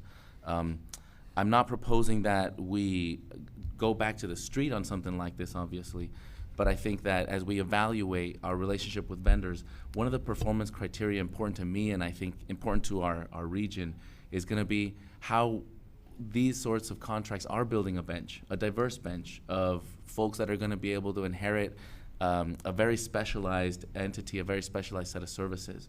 As people, sunset and retire, and as people transition, that's an important piece of the equation. And I think having some visibility into that, even as a post sort of a review of contracts, helps us see where we could have better conversations and be more deliberate, and where we need to see if we need to reach further into making sure that bench is doing what it needs to do. Thank you. Thank you. We'll take it. The only comment I'd make is, we are perpetually always trying to, one of our key instruments is, in fact, to do just what you said, is increase competition, increase alternatives, to increase the muscle. We're the benefactor of that. So all of our teams throughout the organization are continuously looking for alternatives, not only in companies, but in the ways we do our business. And diversity was one of those, absolutely, on all fronts. So for me, it never ends. But to a degree that this marketplace, particularly in more of a global marketplace, we're somewhat captured. And so we do have this, to your point, some very specialized services, whether it be examples you see in front of you today. So this is kind of catalyzing that conversation for me on a broader side as a part of our culture. I would agree. Director Edwards? And I would just echo those same comments that Director Gonzalez and also the General Manager, that we need to make sure that we impress on those contractors, especially in those specialized areas, that they need to be able to build from within, and how important that is to TriMet, so that they understand that there is going to be competition, but we expect them to help with generating that competition as well. Dr. Bellman? Yes, thank you. Transit signal priority just seems like a really important tool for speeding up transit and, making the system more efficient and building ridership. And this contract is for TSP and the Division Transit Project. Is that correct? Yes, it's for a system. Division Transit is the critical path, as Doug mentioned. It's the area that we would implement it first, and we have a deadline to implement it, and the Division Transit project is banking on this new TSP system being in place once they start operation. But it will spread out to the rest of the system. That was my question. So there'll be some elements of this that could be used elsewhere Yes. in the system? Yes, absolutely. This is almost catalyzing getting us to what the regional system needs to look like. Interesting. Great. Thank you. Question. I just wanted to go through some of the numbers again. So right now the ask is we are going to be approving showed up as blank on my page for some reason, but the 1.3 million is that a one-time? Can you explain how many years is that good for? Is that just the one time to enter into this contract?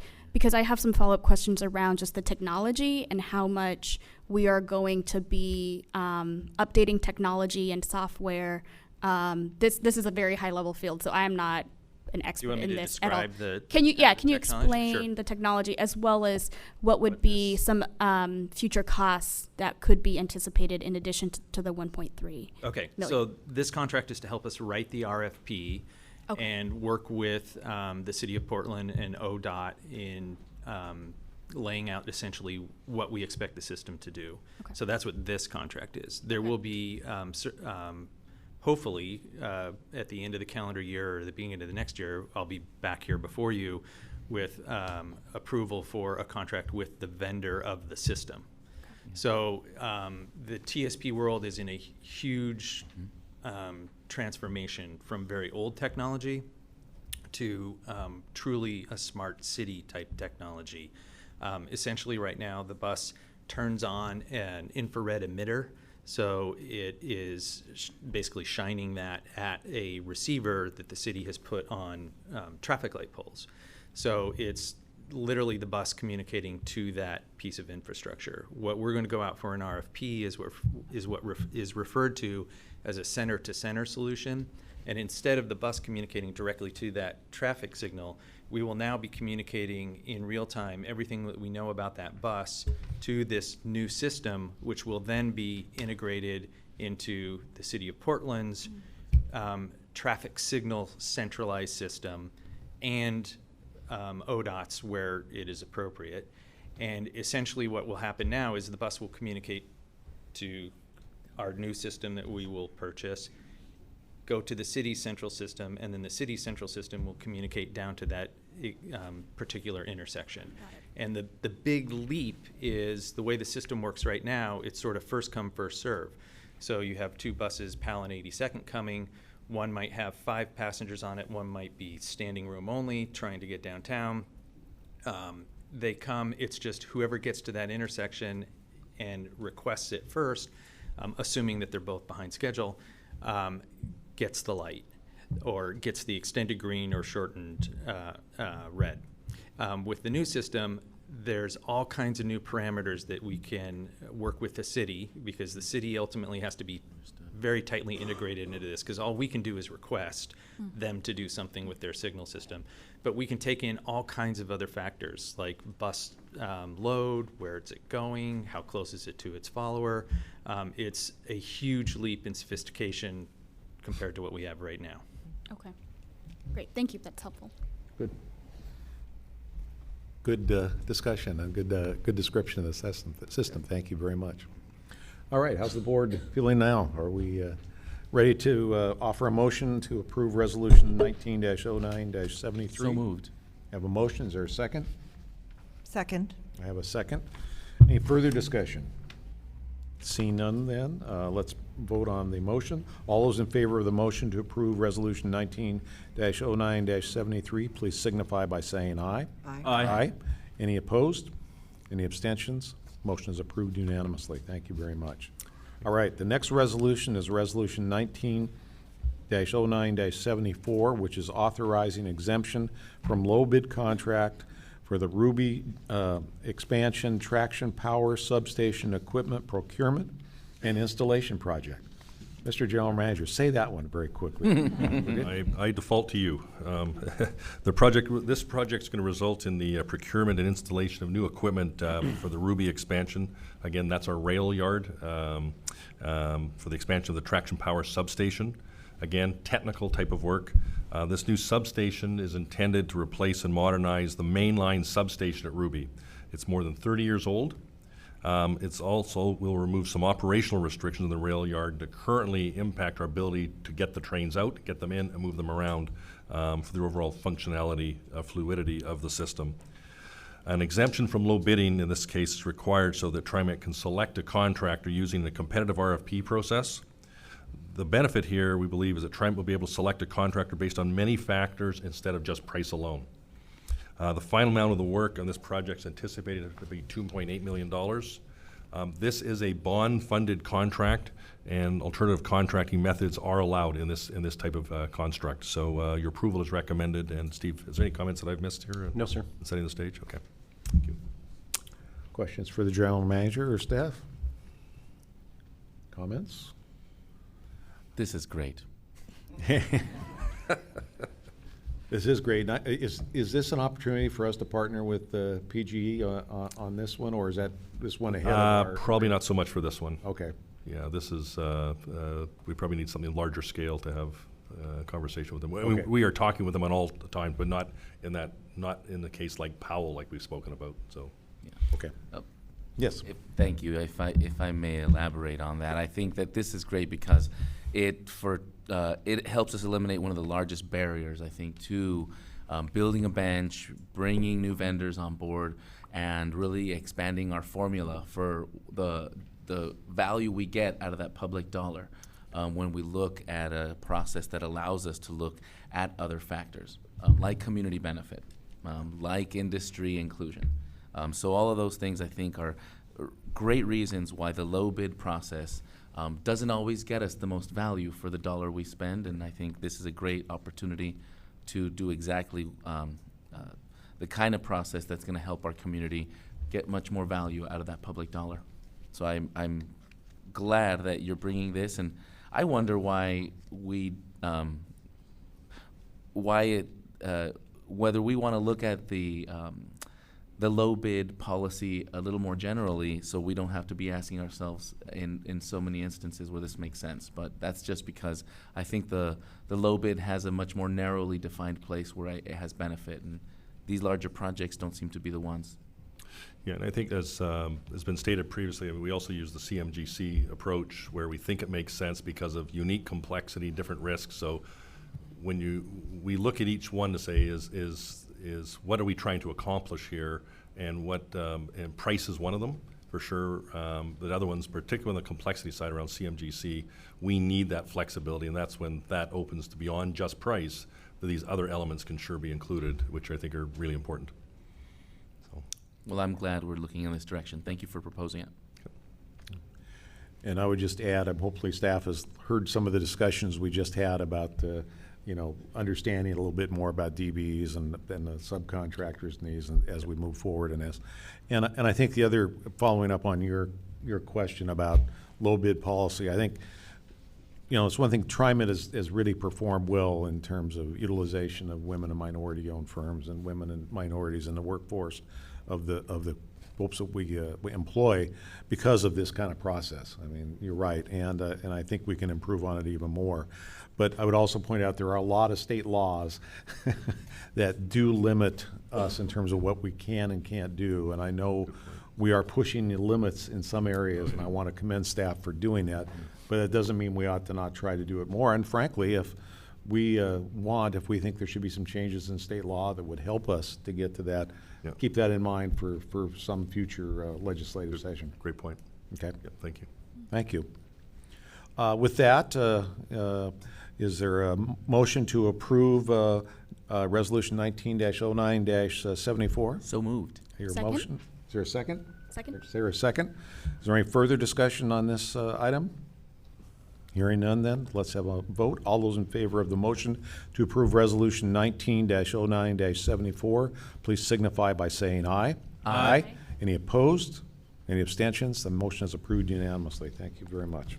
How's the board doing, by the way? Do we need a break at all? I'm seeing some people looking a little concerned here, so why don't we take a 7-minute break and come back, all right? And if it goes to 10 minutes, I won't get upset. Thank you, 7. All right? Okay.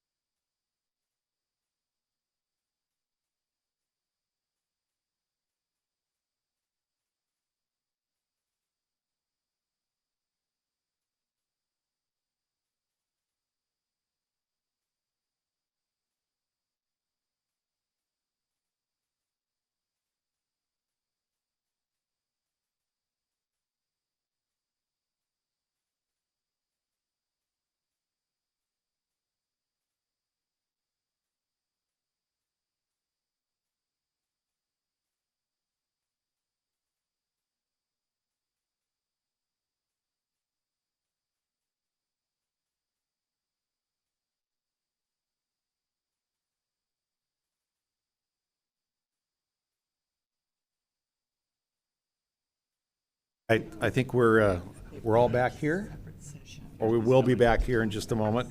I have a request. I understand the contractor is involved in one of the resolutions here is present and has to leave. So we're going to move. This is the next.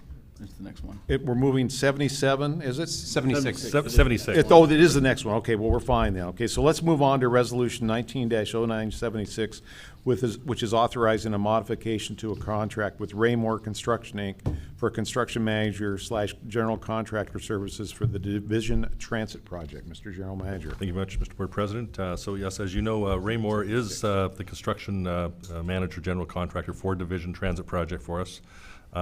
With the pre-construction services nearing completion now, we'd like to modify the pre-construction services contract to now include construction services. The contract also grants authority for a number of early tasks to be performed prior to and immediately following the FTA's funding approval and the negotiation of Raymore's total contract price. The revised contract authority is for $8.865 million. The project is included in our fiscal year 20 capital program budget. And just a reminder for the board that Raymore is a certified DBE firm and indicated that the DBE contracts for 36% of the work. Your approval is recommended for this, and I think we've got Michael and Kaiser and Steve Witter to answer technical questions should you have them.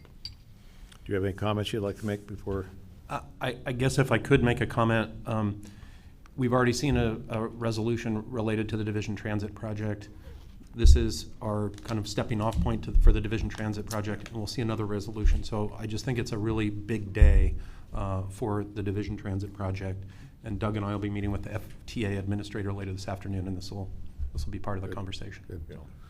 So the representatives from the firm are here? So we have Jeff Moreland, the president of Raymore Construction, and his son, Jeff Jr., who's one of the project managers on the team. All right. Welcome. Thank you. All right. Is there some questions by the board on this resolution?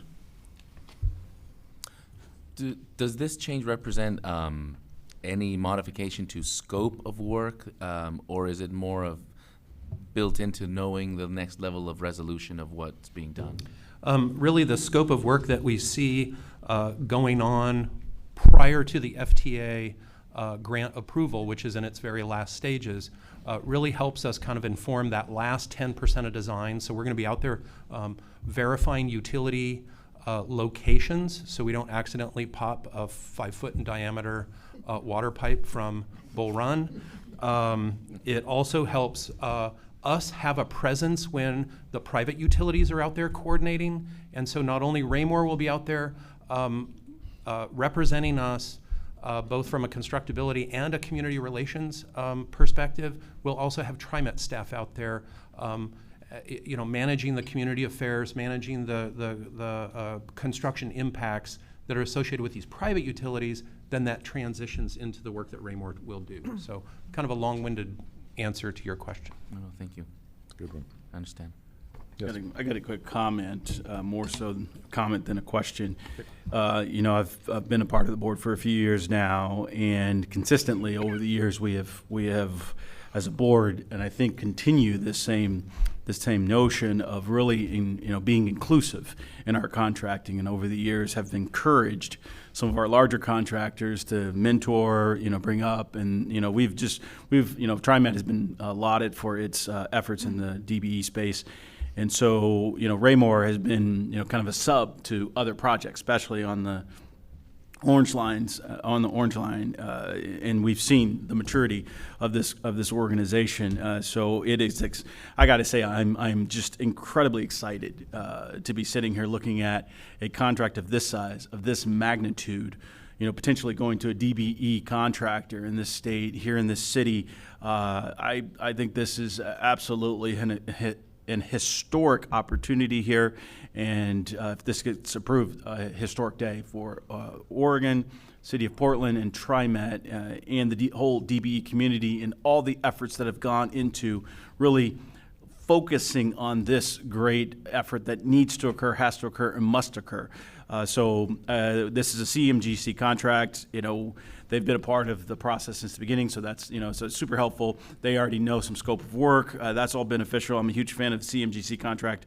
We've seen this move forward. I'm going to be supportive of this, but I just wanted to say that I am ecstatic to see where we've been able to come, and Raymore as a company has been able to mature into being able to execute on a contract of this size. I just got to say I'm just so excited to have this opportunity to be a part of this.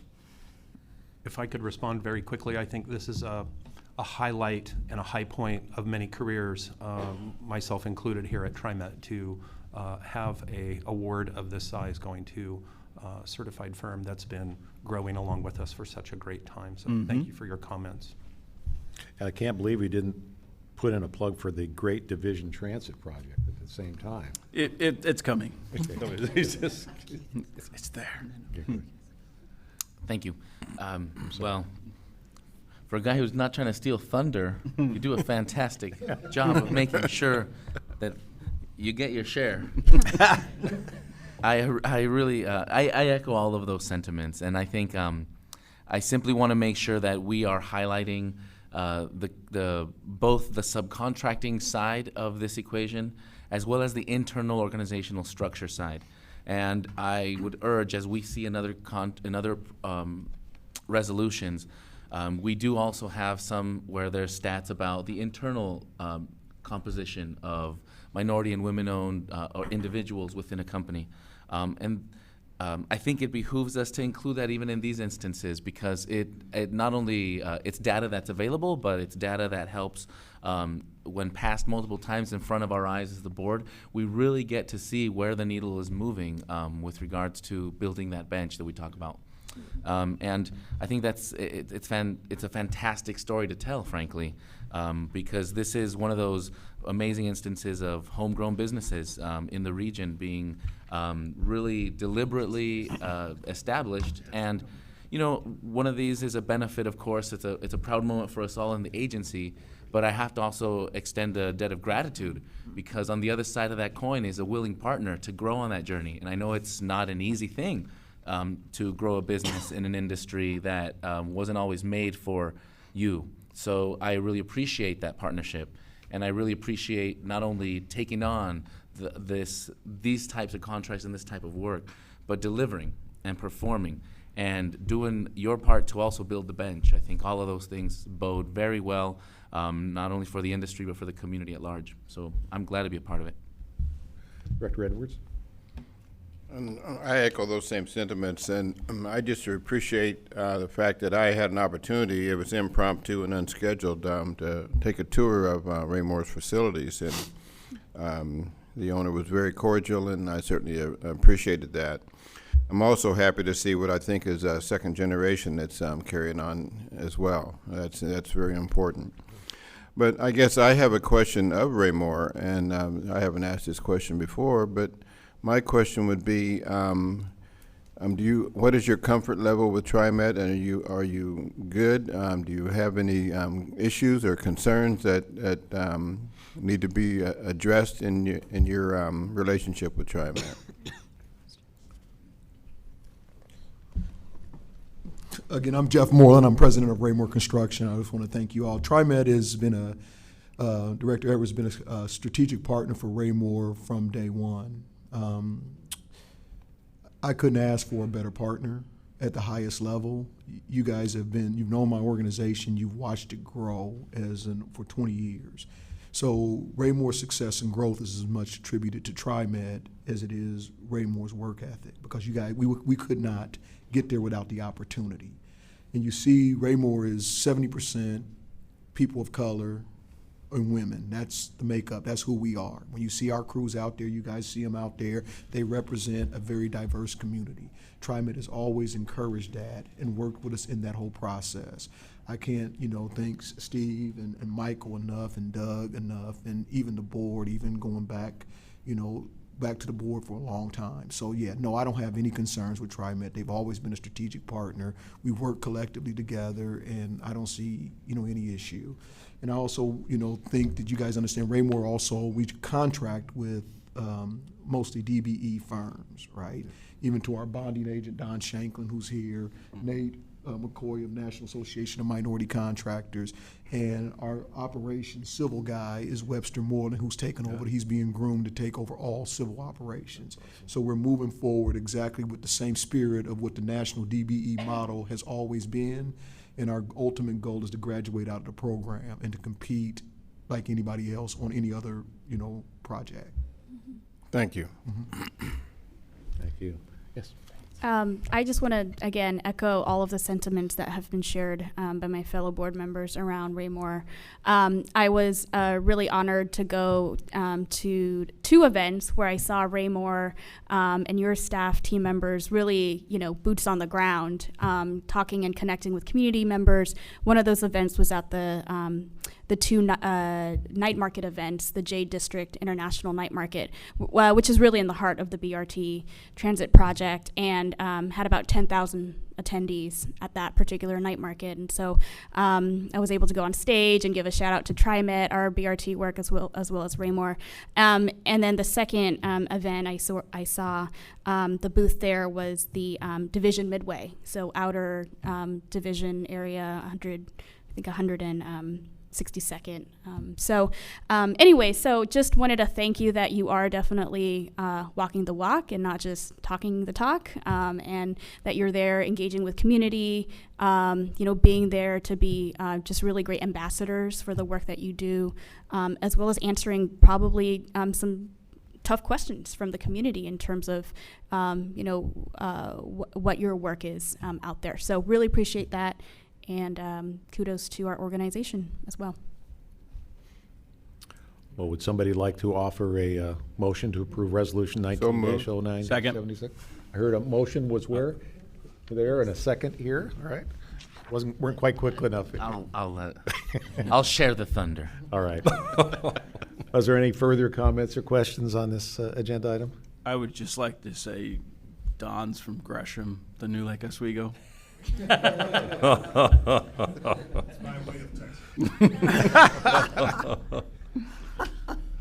you done now? Well, I was just going to say that the best bus rapid transit will help you get from downtown back out to the great metropolis of Gresham, by the way. All right. So let's move on to the question. All those in favor of the motion to approve Resolution 19-09-76, please signify by saying aye. Aye. Any opposed? Any abstentions? The motion is approved unanimously. Thank you very much. And thank you for coming today. Appreciate you. Yeah, thank you. Yeah. All right. So back to 75, resolution. Yeah, we got to bounce. Oh, we haven't, there it is. Great. Okay. So let's move on. Thank you to 75, which is Resolution 19-09-75. I knew I'd missed something there. Authorizing a contract with Parametrics for the final design services for the MAX Red Line extension and the reliability improvement project. Okay. Thank you, Mr. Board President. Again, we just finished talking about expansion for the Division Transit Project. So here's another example of expansion where people say we're not growing fast enough. These are significant investments here. This project extends the MAX Line Red service to Fairplex, our Hillsborough MAX station.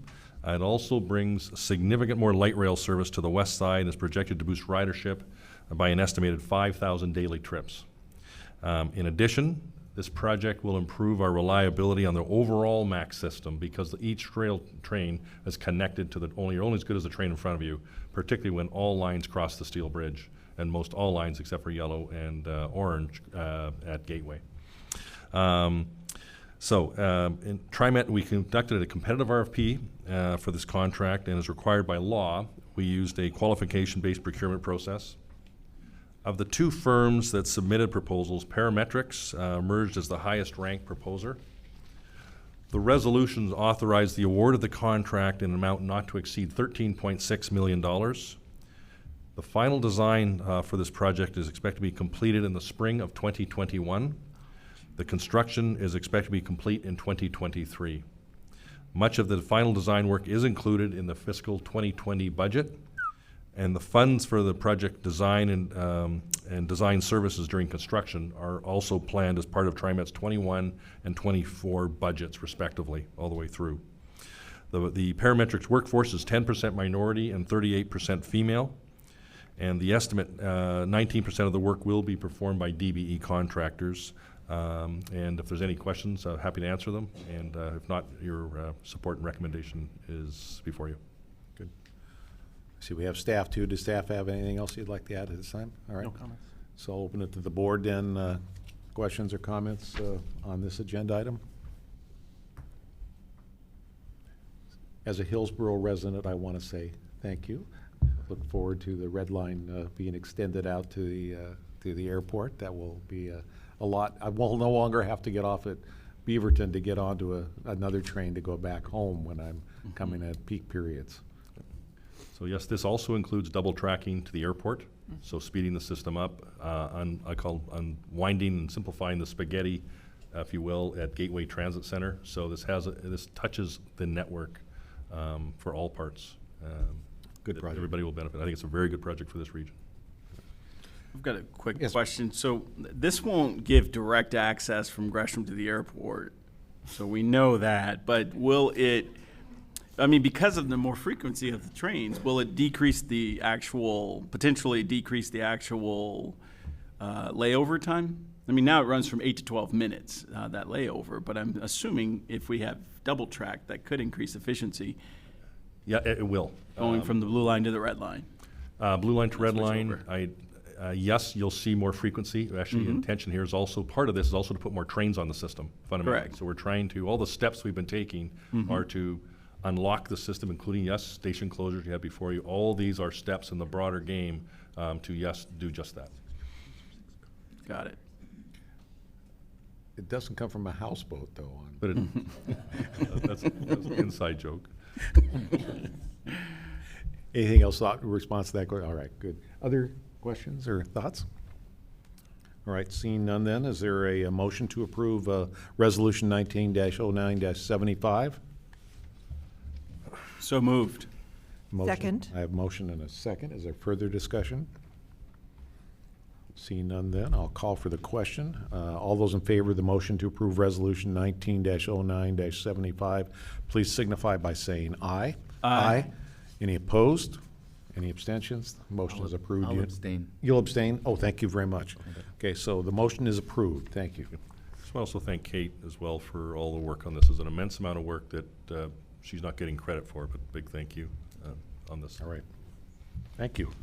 All right, so we have two remaining resolutions, quite interesting and meaty, I think. So let's move on to Resolution 19-09. I think, just point of clarity, Mr. Board President, we actually have three, because we actually. Oh, yes, we have one. That's right. So we have to move 190971 at the tail end of the other two in front of you. So I just. You know what I'm thinking? Let's do Resolution 19-09-71 right now. Okay. I think the others are a little meatier and don't want to. They're related. Yes. So let's do, this is a resolution authorizing a contract with Brasco International Inc. for bus shelter units and parts and accessories. Okay. Mr. General I'm Manager. introducing Karen Powell here. Karen, did you just want to give a quick summary on this one? I think it's fairly self-explanatory, but. Certainly. Thank you, Mr. General Manager, Board President, and members of the board. We're very happy to present this for your approval today. I'm very proud of our staff. They worked tremendously hard to verify that our contractor Ortiz has sufficient storage area for which we are already paying, so we can allow these new shelters and amenities and parts and pieces to be delivered directly to the contractor, saving, of course, money and also carbon footprint in terms of moving these large installations around. We were pleased that we did get competition. Again, this is a little bit of a limited market, so the two bids were very good news for us. And as you see in the report, they are below our anticipated fair cost estimate. All right. Questions, comments by the board? Thank you so much, and thank you, board, for allowing this item to be pulled off the consent for further discussion. I just have a few questions. I think, I'm going to support this resolution. I think it makes sense. We need to have additional shelters, and we need to update and all of that. I think my questions are around the 100 or so. There was in our board packet the reference of, about 100 shelters that TriMet will sort of assess and see which ones are going to be ready to be remodeled or refitted or, et cetera. And I believe it says right now about 35 has been identified. I guess I'm just more interested in the additional amenities and what that would look like for the public. I kind of raised this issue because I think, while the board is having these discussions and it's great and we have to make these decisions, ultimately what the public sees is what they're going to see outside, right? So it's in some ways our shelters and our amenities is what we market to the public, is what the community is going to see. So I would want everybody, regardless of their zip code, their gender, their age, language access, to be able to see our TriMet sign, our benches, our shelters, and say, okay, this isn't, I trust TriMet, right? I'm going to continue using our system. So that's why I wanted to bring up this conversation. So I'm just curious as to when and how the public or the community or us as a board will continue to delve into some of those design considerations. So that's my first part, and then I have a part two. So I'd love to just hear from you where you feel like we can get more involved. Well, thank you for your support of our resolution and for your great questions. We're inordinately grateful for our new revenue stream from HB 2017, which is going to fund installation of new shelters in census-designated areas, many of which are in the east, as you know, and near the new Lake Oswego, or in the new Lake Oswego. And in terms, so a large number of those shelters will be placed in those economically disadvantaged areas. Great. We're excited. We also worked, and I'm sorry I didn't mention earlier, very closely with our public relations department, and our new shelters are going to be a new color.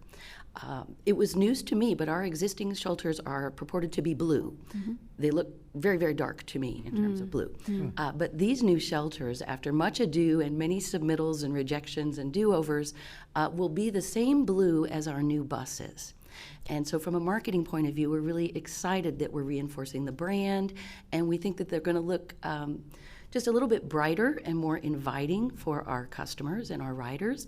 And you mentioned some other amenities. Mm-hmm. The other kinds of things that we'll look at in conjunction with these installations of the new shelters would be benches, perhaps lighting, mm-hmm. if the area is not considered to be safe enough already mm-hmm. in terms of the lighting that's available.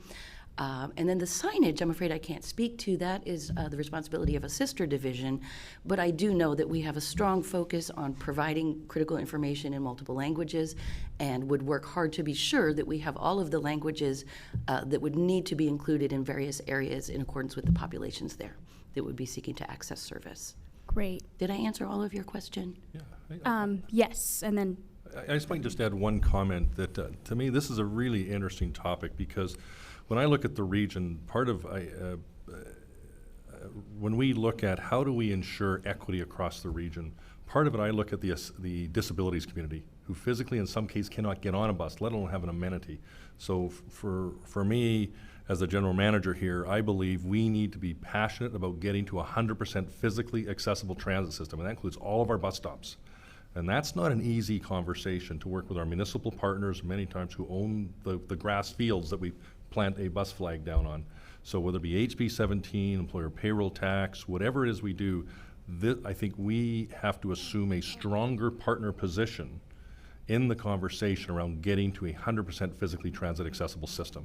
We have bus stops that you physically cannot get on if you have a disability. So I think we have to be a thought leader on this, and we have to push this policy, particularly in some of the suburban partnerships like never before. So it fits into this conversation around amenities, but it also fits to accessibility as well.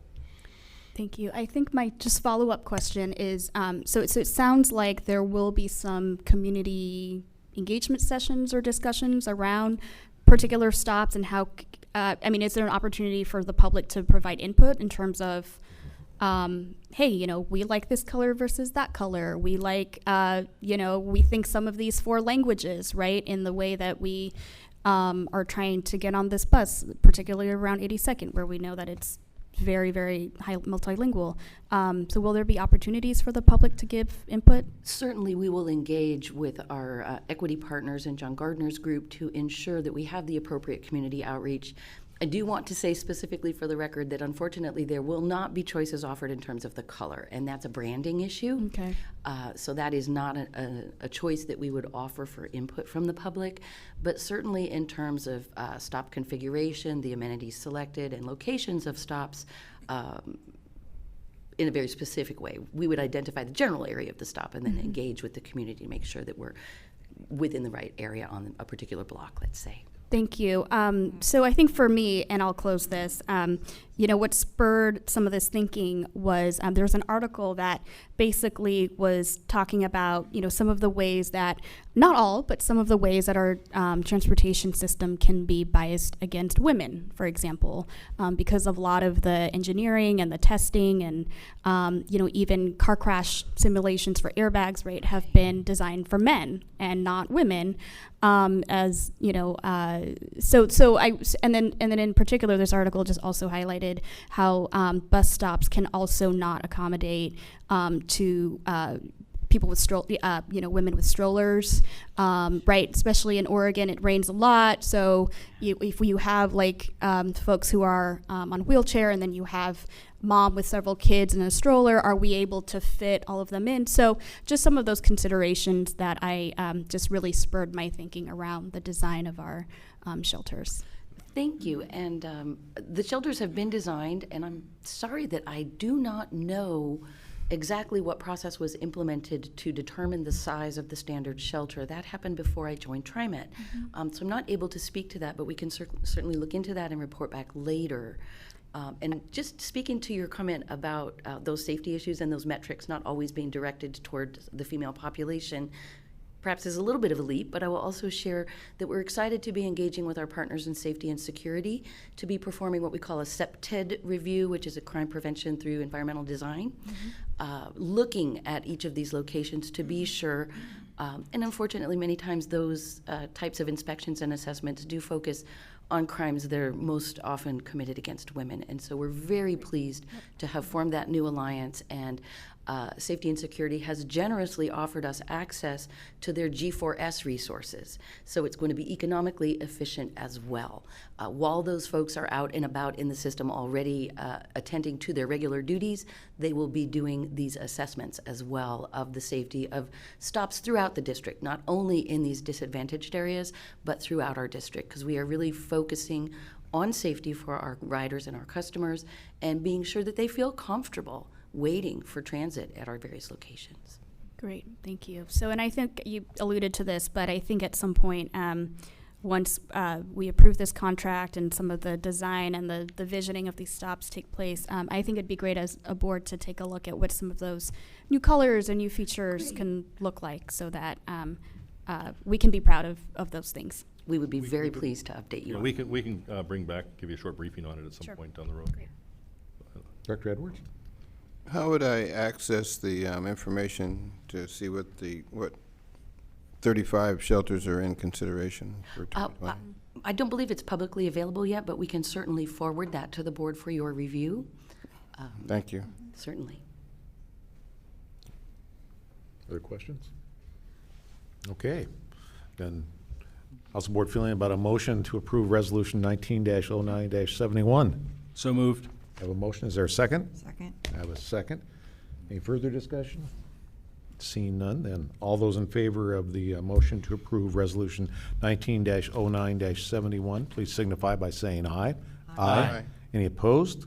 Any abstention? The motion is approved unanimously. Okay, now we can move on to the final two resolutions, which are, as I said, fairly meaty. The first is Resolution 19-09-77, which is authorizing a contract with Complete Coachworks for the purchase of transit bus refurbishment services.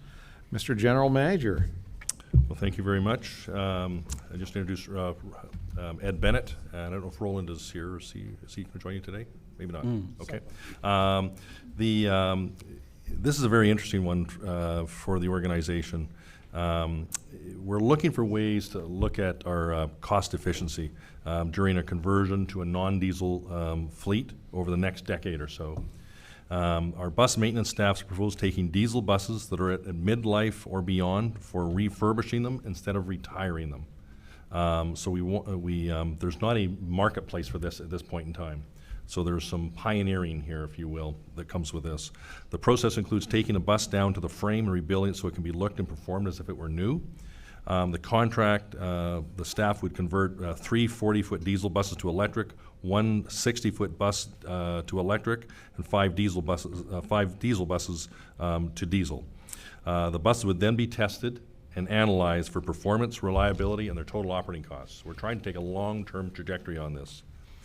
If found to be successful, staff would like to convert 2 more diesel buses to electric, depending on the availability of funding.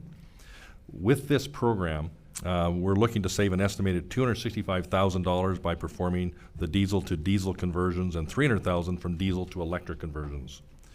TriMet, we did use a Washington State Department of Enterprise Service price agreement to procure the service of Complete Coachworks. This agreement leverages demand for vehicles from all the public agencies in Washington and Oregon, so we're trying to increase our leverage and buying power. The price here is based on the collective demand from all of these agencies. Our past and current experience with Complete Coachworks is favorable, and as are the references from other agencies who've done business with this organization. Complete Coachworks, though, is not a certified firm, but of its 318 employees, 64% are minority, and over 15% are female. They will refurbish buses at a location in Riverside, California, and use their employees to do the work. The proposed contract is in the amount of $6.1 million. It's budgeted in the maintenance department's operating budget and is included in the capital improvement program for fiscal year 2020's adopted budget.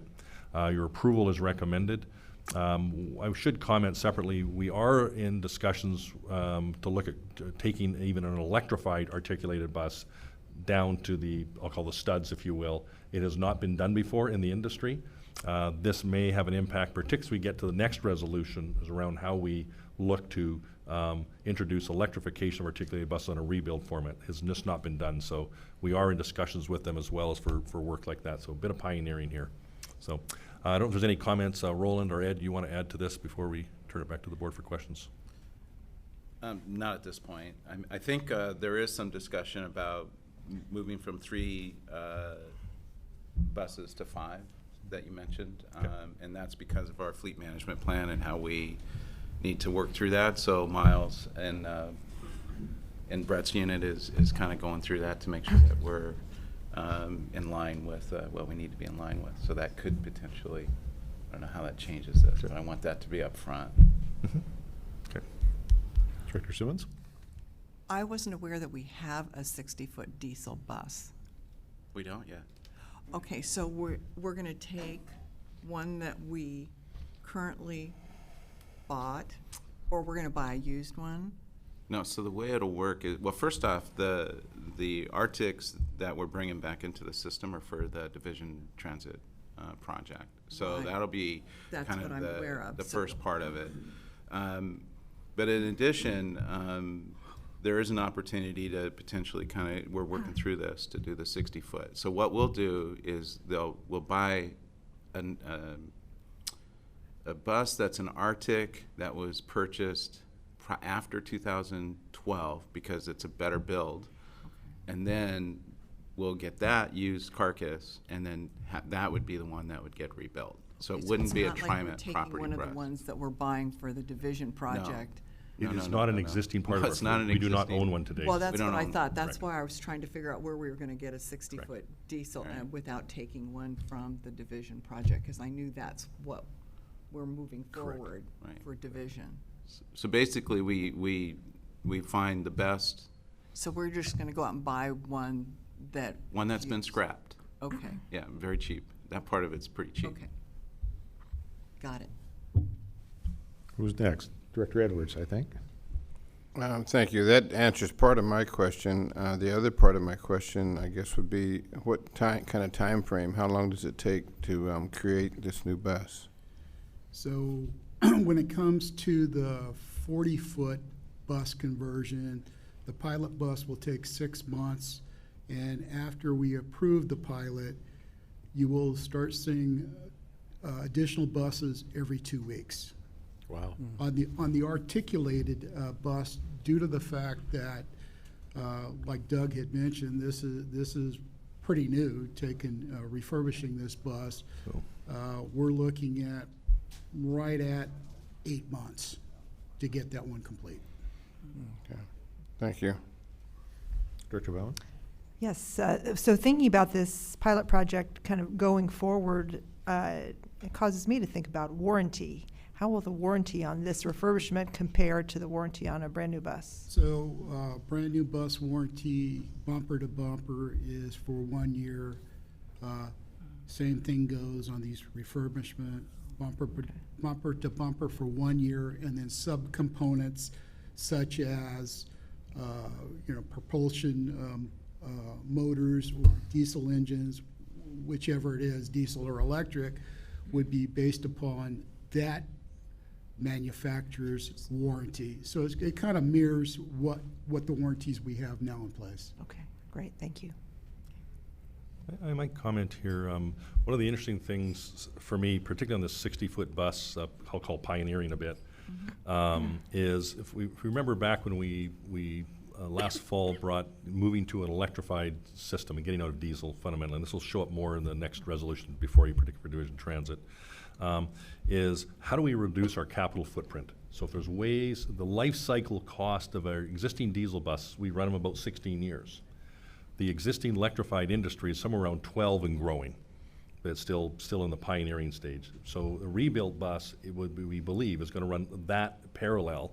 So if you can do that same life cycle costing for even less, about $300,000 less, I think that really might even help us, if we can prove this up, to accelerate up some of the savings in capital, to accelerate up getting out of diesel even faster. So so this has potential cost structure opportunities for us that we hadn't really contemplated before, because the premium cost of articulated bus right now, the industry is still not evolved enough that the premium is really high. And so this helps us really create competition for the new manufacturers, the OEMs, and also to help get that delta down and reapply to accelerate the conversion. So this has some potential acceleration impacts for us as well. Any questions? I had a couple questions, so make sure I got this right. So Washington's contracts are just for standard refurbishment with diesel or gasoline engines? Is that what they're doing for the state of Washington? Or they're doing some electric conversions too? That's correct. They are? Both? Okay. All right. So this firm currently is doing the electric conversions. Yes. Go ahead. So this firm, when you look at the kind of what's happened with the transition to electric vehicles, one of the most significant properties in the United States that's had pretty good success with a fleet that got over 1 million miles with 21 vehicles was actually complete Coachworks vehicles. So they weren't new buses that came from another firm. It was actually their technology, their conversion, and their process. The buses have been improved quite a bit from the time that they did that several years ago, but we're just curious. I mean, at this point, I'm not promising anything to anybody on any vehicle that we get at this point. I mean, I've been pretty clear about this in electrification, is that the whole industry is pioneering, and it's a new transition, and it's pretty exciting. So we just wanted to make sure that we had this in the mix as we test in this pilot process. I'll raise, should the board move forward to support this, I want to reintroduce this briefly as we get to the next resolution around the potential implications for Division Transit. Good. So, but you'd like us to take action on this one? The request of you is the resolution you have before you. All right. Yeah, we could wait, but I think this is really innovative, and I'm really applaud you guys for stepping up and trying this. The 60-footer is going to be interesting for how that works. So we're looking forward to seeing how this all pans out. So other questions, or is the board, oh, go ahead. Not a question, but really just a comment encouraging you to take photos, help us understand this process, because this is a cool journey. Oh, most definitely. Good point. We'll actually put together a book for you. Some time lapse, Snapchat will follow you. All right. Well, then, is there a motion to approve Resolution 19-09-77? So moved. Have a motion, is there a second? Have a second? Is there any further discussion? Seeing none then, all those in favor of the motion to approve Resolution 19-09-77, please signify by saying aye. Aye. Any opposed? Any abstentions? The motion is approved unanimously. Thank you very much. Thank you for your support. Well, let's move on to the final now resolution, right? There's no more, right? We're getting there. Final resolution, which is 19-09-78, which is authorizing a contract with Nova Bus, a division of Provost Car US Incorporated Nova, for the purchase of 60-foot diesel and diesel hybrid transit buses for the division transit project. Mr. General Manager. Thank you very much. And just before I kick in, I do on the last resolution really want to give special credit to both Roland and Ed for helping championing that. They really are been the leaders on innovation on this piece, so credit where it's due. So Gotta give Young some credit too. it's free. It's for everybody. We'll do a team photo after. It'll be part of the time elapse that Director Gonzalez has asked for. So as to this resolution, before we dive into this, just want to point out this resolution requests the authorization for the first year order of 31 buses for fiscal year 2021. In this case, if approved, it would issue the option year orders for years 2 through 5 of the contract, subject to available resources and the budget approvals. The Division Transit Project is now in the FTA Small Starts project development phase. That is important, so it becomes part of critical path. We expect a single-year grant agreement by the end of this year, so we are in play. We also expect construction to begin before the beginning of the calendar year, with service beginning by the fall of 2022. It does take typically a couple of years for a bus to arrive by the time of order on property, through it goes through testing and commissions after the order is placed. A pilot bus for this test will be ordered and is anticipated to deliver in about 18 to 24 months after that order is placed, so it gives you a picture of time frame here. By moving the resolution forward now, we should have adequate time to install the additional equipment. We talked about transit signal priority as an example earlier today. That's all part of connecting the network of this fleet into it. Conducting training for our operators, our maintenance staff. For this procurement specifically, we issued an RFP requesting proposals for 3 types of buses: the 60-foot articulated diesel, the diesel hybrid, and also battery electric. As we had committed to the board, we really wanted to push the degree that the industry is ready to supply us with a battery electric articulated new buses. 2 other manufacturers, New Flyer and BYD, offered battery electric buses. However, they were later to be determined non-responsible for the particular type of bus that we needed to be successful on it. So the BYD's plans specifically were actually incomplete on their submissions. The New Flyers put forward a short-range bus only, where TriMet had solicited a long-range bus. So these are examples of specifics. They've only got one type of alternative, if you will, or very limited to offer, but not meeting the needs of what we're putting in place for this $175 million division transit project. The battery electric Artics could be purchased separately, and TriMet we do plan to revisit the options at a later date. That's a very important piece. Nova is part of the Volvo Group and manufactures its buses in New York. They have 334 employees, 9% identifying as minority and 17% female. Because it's an FDA-assisted transit vehicle procurement, it also follows very tightly the FDA's DBE regulations. Nova, they do exceed the current FDA-approved participation goal of 3.5%. The individual transit stations have no role in the FDA approval process. And we do have a powerful story to tell, we believe, around our overall DBA participation with the Division Transit Project, as we talked about even earlier in resolutions today. Should this be fully executed, this CMGC contract for the project will be the largest ever in the state of Oregon for Raymar Construction, again, as you well know, is a DBE certified firm. In fact, the award puts Raymar on the road towards its decades-long goal of graduating from the DBE program, as we heard even earlier. Now, on the construction side, the buses themselves, if they're purchased under the proposed contract, they'll be funded from a combination of sources, including federal and state grants, available operating resources, and possible bond proceeds, so a combination in this case.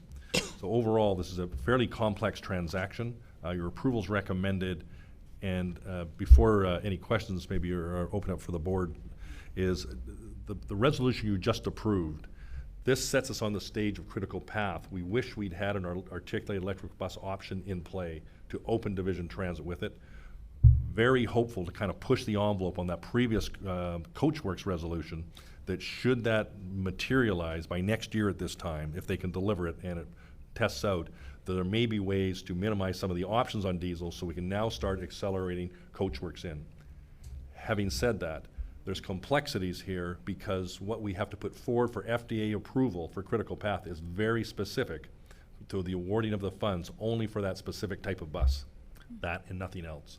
So I'm going to be starting conversations even as early as this afternoon with the FDA to say, is there any way to be creative here to partner to still try and do the right thing should this CoachWorks Pioneer alternative exist? So there's a little complexity in this, so the request you have before you is to approve the resolution you have in front of you, but very much watching out of the corner of our eye, can we make this articulated electric bus option come into play, at which point, with the FDA's and only with their support, might we be able to introduce it as part of the opening with some buses that are at least articulated electrified buses. So long way around the board on this, a lot of complexity on this, but I just wanted to lay out the last resolution's connection potentially to this. So with that, your approval and as requested, and happy to answer any questions. I bet there are some questions. Yes. This is a clarifying question. So there indication on, I guess the pages aren't numbered, that Nova is offering a diesel and a hybrid, but not an electric. But there's some flexibility. You're going to try to build in flexibility in the future in order to potentially order electric vehicles in the future to complete the requirements for the project. To the degree that the FTA allows us, because we are coming out with a diesel very spec, it's a diesel spec, because the marketplace hasn't really responded enough for us to say we should go electric. So we're going to have to work through, it would be a diesel submission now with some options, and it's those options which we'd look to try and see what other alternatives could be available to play in the articulated electric bus field. Could be Nova, could be the CoachWorks as well. So that is yet to be determined because the specs aren't met and the performance isn't proven yet. So our firm commitment then to Nova is for the 31 buses. Correct. Correct. Is there any comments you want to make? No, other than what Doug alluded to. It's a small starts grant, so that process started back before before I was here, obviously. But and when you do a small starts grant, some of you have been through that on the board. Others may not have. The requirements are very, very stringent. So it's really hard to get any movement on that grant, and so you really jeopardize a lot. And I think Dave Unsworth has talked to you a little bit about that in front of the board as well. So I mean, that's kind of what the scope is very narrow, and changing a small starts grant is very risky and probably not a good idea. In an ideal world, and sometimes when we have a large strategy of getting to a diesel-free world, the timing doesn't really work. And that's one of the challenges here because the industry specs aren't there. We are on critical path to execute, and we have obligations to execute and deliver the full $175 million project over that specific time frame. So with these very specific bus requirements, it just doesn't match up. But this is one of those where if time was on our side, we would perhaps, or the technology had evolved such that it was ahead of us to land this critical path, or we could defer the project. We can't do either. So we're really at the point where it says we have to make a decision at this point in time. That's what you have before you today, but we're trying to work on the flexibility on the options piece, particularly if the electrification works out, particularly for the articulated buses. Thank you. Questions? Other questions, comments? I guess obviously I'm sure a number of people in the community would be disappointed that we were unable to have the market deliver the diesel, or excuse me, the electric articulated buses. But I also understand that it sounds like they're just not there yet. The technology and the production is not there yet. So what I'm hearing you say is you're, with the previous approval to refurbish an used 60-foot, if this works out and you can figure out how to do it with FTA, you'll be back to us looking to do whatever we need to do to change courses if we can, to move forward to get some more electric vehicles on that line. Correct. Yeah, I'm correct. This is us pushing ourselves and frankly the industry because we've not been there before, because also the cost premium of electrified artic is also quite high. So we're not going to give up on this, and that's what you saw in the previous resolution, because I think you're quite right. My goal is to open Division Transit with some semblance of an articulated electric bus. I don't know the pathway yet, but I've got to move on the critical path to move on this piece now. I think I would suggest regardless, if we're going to meet the FDA commitments. So not a desirous state, but we're going to push the innovation card, as you saw previously. The 31 buses that we have on contract, are they straight diesel or the diesel hybrid? At this point right now, they're straight diesel. And is there a reason why we made that decision?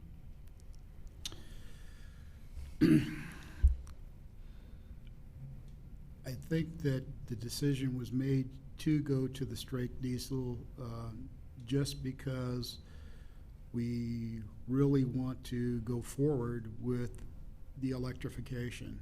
So let's just say that technology picks up.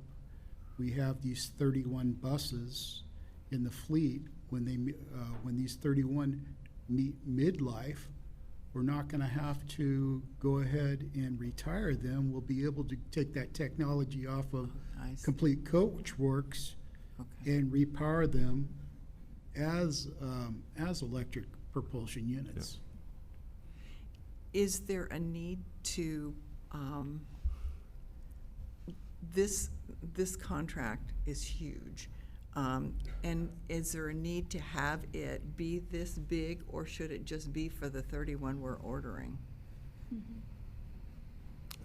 I'm of the belief it should be for exactly what you have in front of you right now, to meet critical path requirements. And that's why you see options in here. It's just that we may not end up spending it all. We may not spend it. The goal is to not spend it this way. The goal is to have an agreement with the FDA that to have permission to deviate, because we've got a better alternative that allows us to leapfrog over to stop the diesel procurements on electric artic, to get to electrified artic. And then as Ed Bennett's indicated, when they get to their rebuild stage, then we'll convert those to electrified artic. So we're trying to look this out in a chess move midlife rather than a 16-year full diesel bus life cycle. We will shorten that probably by about half. So we end up, instead of like the hybrids, to actually spend less time coming up with new training, on a temporary small fleet basis, really it is, on the hybrid state versus diesel. So just leapfrog and let's just get to electric. And following up on that question, why have I either read or heard that there are a number of diesel hybrid, electric hybrid buses in operation right now, but I understand they maybe have not lived up yet to the performance expectations that they I'd answer first, and then I'll. They were sold on. BAE is probably the largest producer of hybrid technology, and even what they're driving at is taking their bus and they know that their technology is kind of yesterday's news. So they're kind of taking the same approach. Hey, go ahead and use this hybrid bus, and then once the technology catches up, to go ahead and convert it to an all-electric, which is fine. However, the cost of a diesel bus versus hybrid is significantly high. So like Doug had mentioned about the chest move, we just thought it was better to just stick with the basics and just make the full plunge. Yeah. Okay. Gotcha.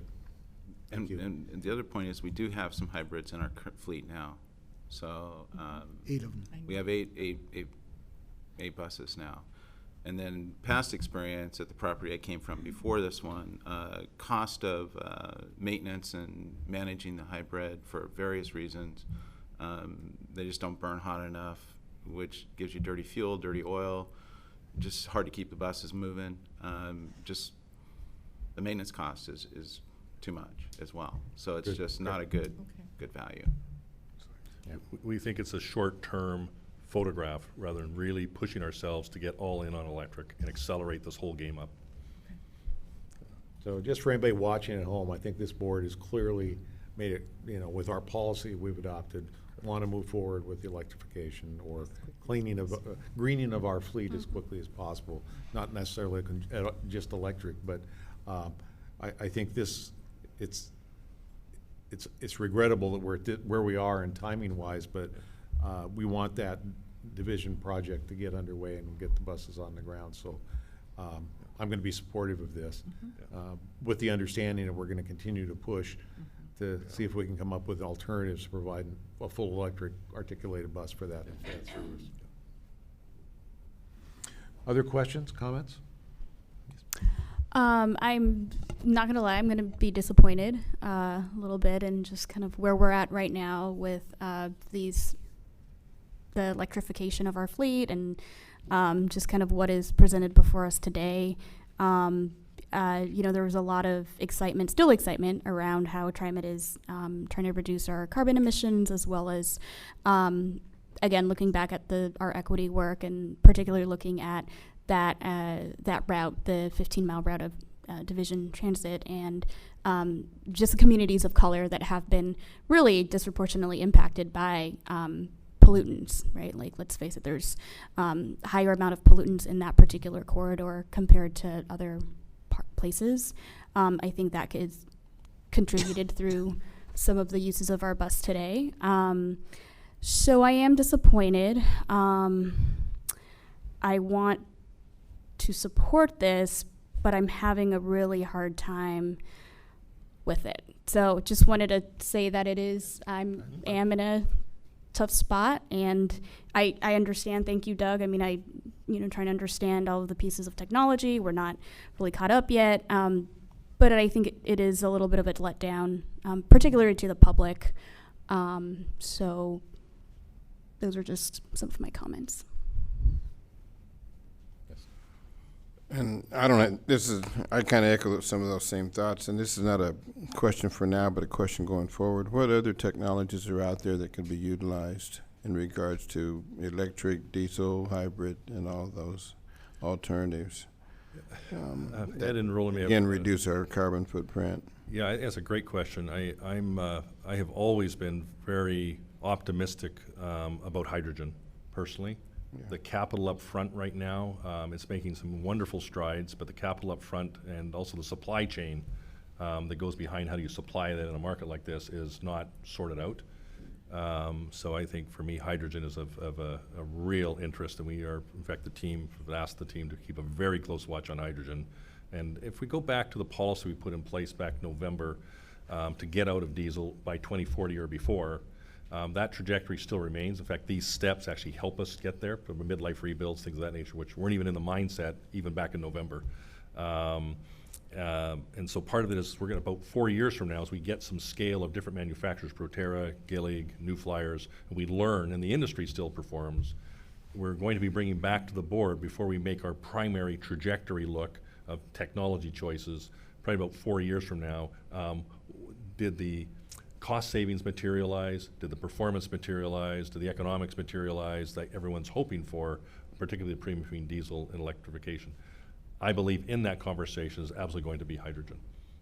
So I don't know if the gentleman, anything you want to add to what I've maybe said wrong or? No, I think that's wonderful. I think that's kind of what it looks like to me as well.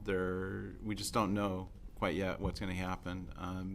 The biggest problem is capital costs, and you can see with our current electrification and what we're going through, and you've understood that cost equation as well. And so, we're just trying to do everything we can. So getting back to the carbon footprint, I think there are some things that you may not be aware of that we do. I'll let Ed speak to that. And we're really, really working hard to reduce that in every aspect of our maintenance activities, and just really trying to figure out where can we do where we can to reduce that carbon footprint. So first thing that I want to bring up is, I don't know if everybody's aware of it, that TriMet partnered with Valvoline Oil and Cummins and did a year-long test running Valvoline Premium Blue in the buses. And we got certified 4 months ago doing oil changes from 6,000 miles to 12,000 miles. So it's a savings of 16,500 gallons of engine oil per year. Secondly, we're running a test right now. It's been going on for the last 60 days of running R99, which is renewable diesel, with a blend of B20, biodiesel 20, and we will be presenting those numbers here in the next couple of months, but what we've seen so far is very impressive. We're seeing anywhere from 30 to 40% decrease in greenhouse gases coming out of the diesel buses. So, what we're trying to do is, we're pushing the technology in the future, but what can we do today? And bus maintenance is really drilling down on these different strategic plans to reduce the impact of greenhouse gases. Thank you. Other comments, questions? Just a follow-up question to that. So I know that we're looking at Nova Bus, which is part of the Volvo Group. Just reading through just what's in front of us. How do we ensure, just back to your piece about the reduction of carbon emissions, this type of fleet running on a BRT line? I guess, how do we ensure that? Do we have standards around the number of high-level emittents and pollutants that are released? Are we talking to the manufacturer around what is their science behind calculating that, so that we can mitigate risks at all costs? So it's not so much the bus manufacturer; it would be the engine manufacturer, which is Cummins, and they've evolved with their technology, starting back from just a catalytic converter to a particulate trap and docking station, along with SCR that you're basically capturing emission pollutants 3 times over. So out of these new buses that we're getting, I'm talking on particulate matter, not greenhouse gases, but particulate matter. When we run a scan on it, it's actually at 0. There's nothing coming out of particulate matter that we can see out of these new buses. It's all being captured in the catalytic converter. Okay. That's a little bit reassuring. I might just add one comment that may, as we talk about division transit here today, the resolution you have your, if we back up for a sec, if you recall, we're also going to be, our first electrified bus facility is actually going to be Powell. So I don't want to lose sight of that, because you're only good as what you can launch out of. Yeah. And we have a few that are converted over at Merlo now.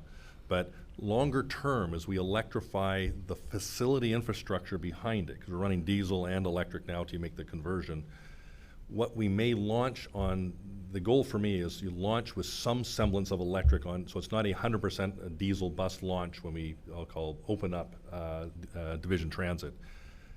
We talked earlier about the enhanced transit corridors, Commissioner Udaley's concept. We should be able to move some of those diesel articulated buses to other parts of the network longer term as you get to a, so they're just I hate to say it, but it's a commodity bus, but as you, the diesels could be reallocated to others, and I've done this in other places. So they could start there, but the goal is to get your electrified out. We're going to need to leverage them out of Powell's base anyway. So it's going to be in our interest to accelerate up the conversion of electric buses out of Powell, and Division Transit, I believe, is going to be a benefactor of it, even post-launch. As new ones come in with electrified base, that percentage increases. So it won't be diesel in any semblance forever. It's about how quick can we get it to other places and distribute them throughout other enhanced transit corridors. Good discussion, and glass half full in some ways, but thanks for that, and thanks for your continuing push to get us to a greener footprint for the agency. After this discussion, is the board prepared to offer a motion to approve Resolution 19-09-78? So moved. Second. Have a motion and a second. Is there further discussion on this agenda item? Yes? Yes, thank you. Just before the vote, I just wanted to articulate that this is, I know, a moment of transition, and we are having to make sure a lot of different pieces are in place in order to provide a smooth transition, because we are serving the public, and we have to make sure that all the pieces of that puzzle are ready to go, and in the end, it's safe and reliable. And I know that that's not specific to a technology or a fuel source type, but I do know that in the midst of a transition, the nuance gets lost in where we are in that moment, and I think it's important the votes reflect that transition as well. Anyone else? All right, then, I'm going to call the question. All those then in favor of the motion to approve Resolution 19-09-78, please signify by saying aye. Aye. Those opposed? No? No. Any abstentions? The motion is approved. Thank you very much. All right, again, good discussion. Is there anything else that you know of that needs to come before the board today, Mr. Jopper? No, I think this covers it all. Thank you very much. Anything from the board? Okay, nothing. I'm going to adjourn our meeting. Thank you very much for the time. Now, we have some kind of a